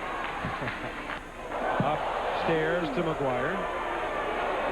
Mark McGwire today, a double for an RBI and a single. He's 2 for 4. 4 outfielders again. Shortstop out there on the grass, third baseman on the grass. I mean, there are a lot of holes out there. He ought to, if they play this defense, he's going to hit 350. I mean, they're guarding the third base line. You know, he does bunt on the first pitch of every batting practice session. Just the first pitch. Yes. 1 ball and 1 strike on a fastball at the knees. McGuire's hit 15, 37 RBIs, 472 career home runs. The weird thing about the outfield alignment, we all know that Mark McGuire's a dead pull hitter. He has hit one chinker down the right field line today, but they're not playing him to pull. Yeah, so why don't you bunch him? Yeah, I mean, why don't you bunch him? If you're going to play, he's going to rattle balls off that 361 sign more often than he's going to hit anywhere else. They're just...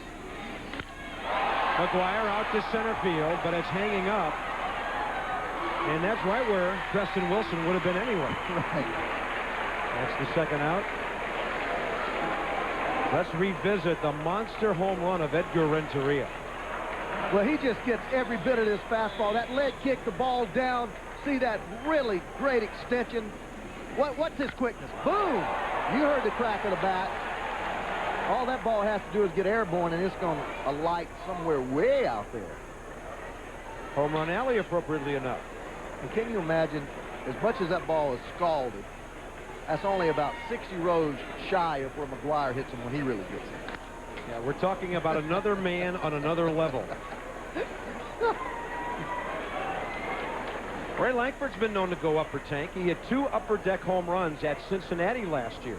And that's way deep. I saw Champ Summers go up there, and I don't know that I ever saw another left-hander go up there. I saw about 5 or 6 right-handers go up, bench 3 or 4 times. Foster maybe 4 times in the upper deck. Davey Concepcion actually 1 time. Bob Watson 1 time. Kevin Mitchell went up there. By the way, it's Edgar Renteria's second 2-homer game of his career. Hit only 3 all of last year. He's there now.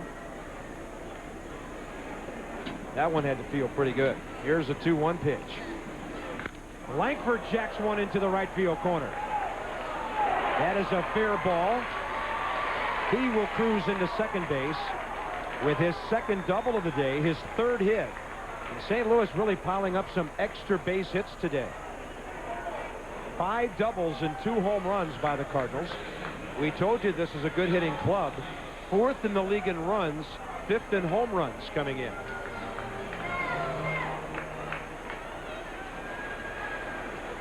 Now, we've talked about people not running. Watch Ray Lankford right out of the box, full tilt. And he's thinking triple all the way, and this young man can fly. But he gives himself a chance. The way that you get triples and even doubles is that first 5 or 6 steps out of the box. And keep in mind, Ray Lankford is still playing with a knee that's maybe 80 to 85%. They're going to walk Fernando Tatis. And then the pitcher spot is coming up after Tony La Russa made that double switch. It appears they'll hit for Batalico as Scott Radinsky is throwing. Or he was. And evidently, Radinsky, one of the things about him, he needs very few pitches to get ready. So he might already be set to come in. Interesting decision here by Tony, you know, with a 3-run lead. Now Batalico's going to stay in. Doesn't surprise me. And that stays true to what Tony La Russa says. And Tony La Russa is one of those guys that when he tells you something, you know, you can book it. He doesn't say too much about his ball club voluntarily. But the other day when he said that he brings Batalico in the 8th and he's going to get him saves that way, and he stays by. And this is just a vote of confidence for Batalico here. That's all this is. Who is, by the way, a left-handed batter. Ricky Batalico, 0 for 1 this year, 1 for 10 in his major league career. Soon to be 1 for 11 unless we see something dramatically different. Yeah, this has nothing to do with whether he's left-handed or not. It's just the fact that Tony's trying to build confidence back into Ricky Batalico. And one way to do it is let him be out there in the 9th inning. And you figure you've got a 3-run lead. You've got all that firepower and Radinsky behind him. Kraushaar. And that's a part of managing a ball club is building confidence. That Ibar goes out there, gets 2 innings. He takes him out of the ball game. getting these men to feel good about themselves. Vitalico makes contact, fouls it out of play. Gray, I've heard other managers say it, and do you agree that the toughest part of the job is handling the pitching staff and the bullpen? No question about it. And today's player, you know, you have to be a psychologist. Also, it's the easiest part is running the game. Handling the pitching staff is tough, but the easiest part is running the game. The toughest part is getting 25 different personalities playing for you and getting them to respect you. It was really tough for me to do in Cincinnati. You know, I wanted the team to reflect my personality and go out and play hard, and you know, I was tough on guys, but that's the way I was brought up, old school. But yet, I loved them hard, but, you know, about half of them didn't respond to that. Vitalico strikes out, and we're going to the bottom of the 9th inning. Edgar Renteria ahead of McGuire, the big hitting star in this one with 2 home runs, and his solo shot gives the Cards a 3-run lead. Marlins' last chance coming up. Bottom of the 9th inning. Here's how we got here. Kent Bottenfield, the St. Louis starter, and he pitched pretty well. Froze Cliff Floyd there, and he finished 5 innings, 7 hits, 2 runs. The hitting star, Edgar Renteria, leading off the 5th inning, his 2nd of the year. He had walked and sacrificed, and then in the 9th, all you need to do is hear that, and you know it was gone. What a day for the former Marlin, Edgar Renteria. So the Cardinals lead 5-2 into the bottom of the 9th as Ricky Vitalico goes after his 4th save of the year. It would be his 79th Major League save. Give you some late highlight package action here. Sports Center coming up next, and don't forget, hockey tonight. Sabres and Maple Leafs as Buffalo's trying to put Toronto away. Kent Bottenfield's going to be up among the elite here if Ricky Vitalico takes care of business in the 9th inning. Jose Lima with 8, Kurt Schilling with 8, who seems to throw a complete game every time out now. Shane Reynolds will be behind Bottenfield if Kent grabs number 8 here today. And this was a typical Bottenfield outing. Kept his team in the ballgame, in this case ahead. 5 or 6 good, strong innings. Seldom gives up a big inning. And for the Marlins, it'll be Dave Berg, their utility man, leading off as the 9th inning pinch hitter.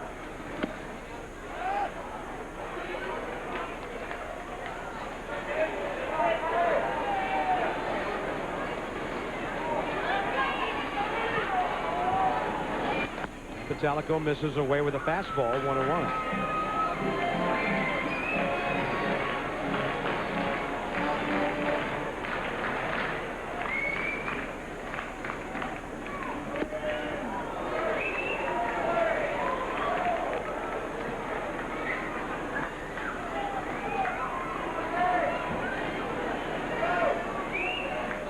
Cardinals trying to make their road record 16-11. Trying to break a 3-game losing streak and get back over 500 at 25-24. And with Houston and the Cubs having an off day, ironically enough, on a holiday, another scheduling quirk of 1999, Cardinals could move back to within 4 games of the lead in the NL Central.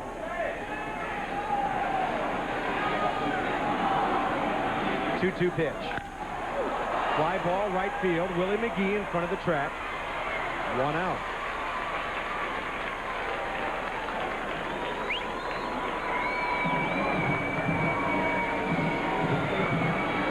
Today's copyrighted telecast presented by authority of the Commissioner of Major League Baseball and may not be reproduced or retransmitted in any form. The accounts and descriptions of this game may not be disseminated without expressed written consent.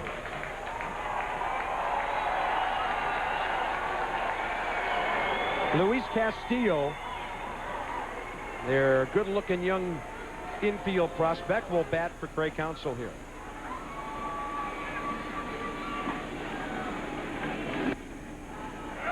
As mentioned, Castillo actually beat out Counsell for the everyday second base job in spring training. Hitting .274 right now, getting his feet wet, doing a good job. 7 errors in the field, though.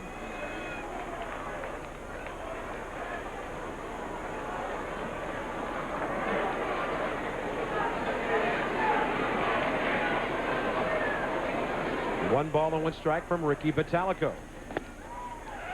On the inside corner. Kind of unusual. Craig Counsell starts the game today. He did strike out 3 times, but a little unusual to pinch hit a left-hander for a left-hander. That's kind of the ultimate embarrassment.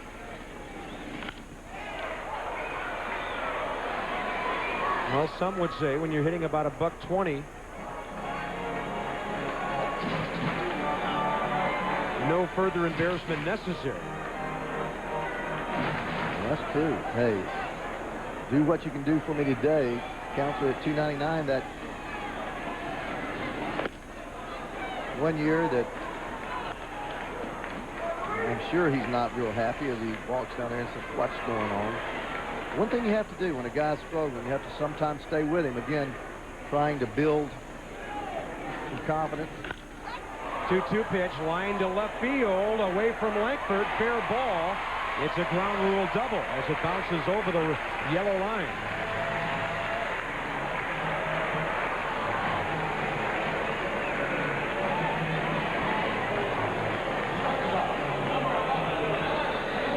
Ninth double of the year for Castillo, who flies one the other way. And the Marlins are 1 base runner away from getting the tying run in the batter's box. Alex Gonzalez next. We've got some power guys coming up. So this game is not over yet. And with Cliff Floyd in mind, that's why Radinsky is warming up.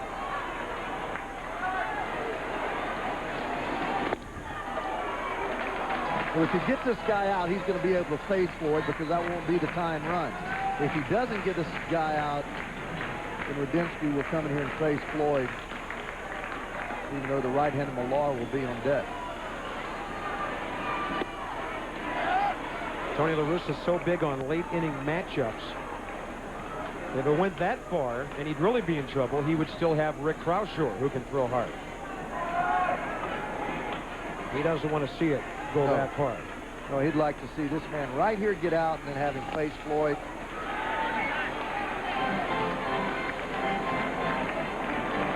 Two balls and a strike. Ricky Vitalico, 34 saves for the Phillies 3 years ago, and then 34 in '97. Physical problems last year. Traded with Garrett Stevenson for Ron Gant, Jeff Brantley, and pitcher Cliff Polite last November. Inside corner. He missed the catcher, but he didn't miss the spot. And the count evens 2-2. Cardinal pitchers today, only 1 walk. That was by Kent Bottenfield. That was to Counsell back in the 3rd.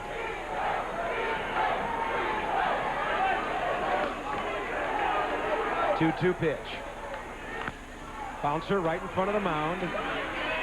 Easy out, 2 down. So La Russa's decision now should be made for him, as Vitalico will face Cliff Floyd.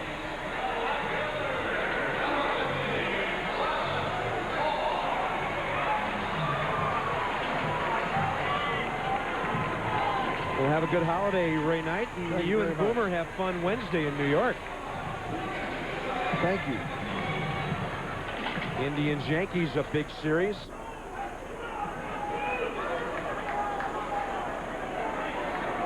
Hope you folks have enjoyed our doubleheader today. Reds beat the Mets 5-3 earlier. They're a better playing ball club now, only 3 games back of Houston. Mets have lost 4 straight. And we've got the Cardinals leading the Marlins 5-2 here in the 9th. Cliff Floyd 1 for 4 with an RBI double.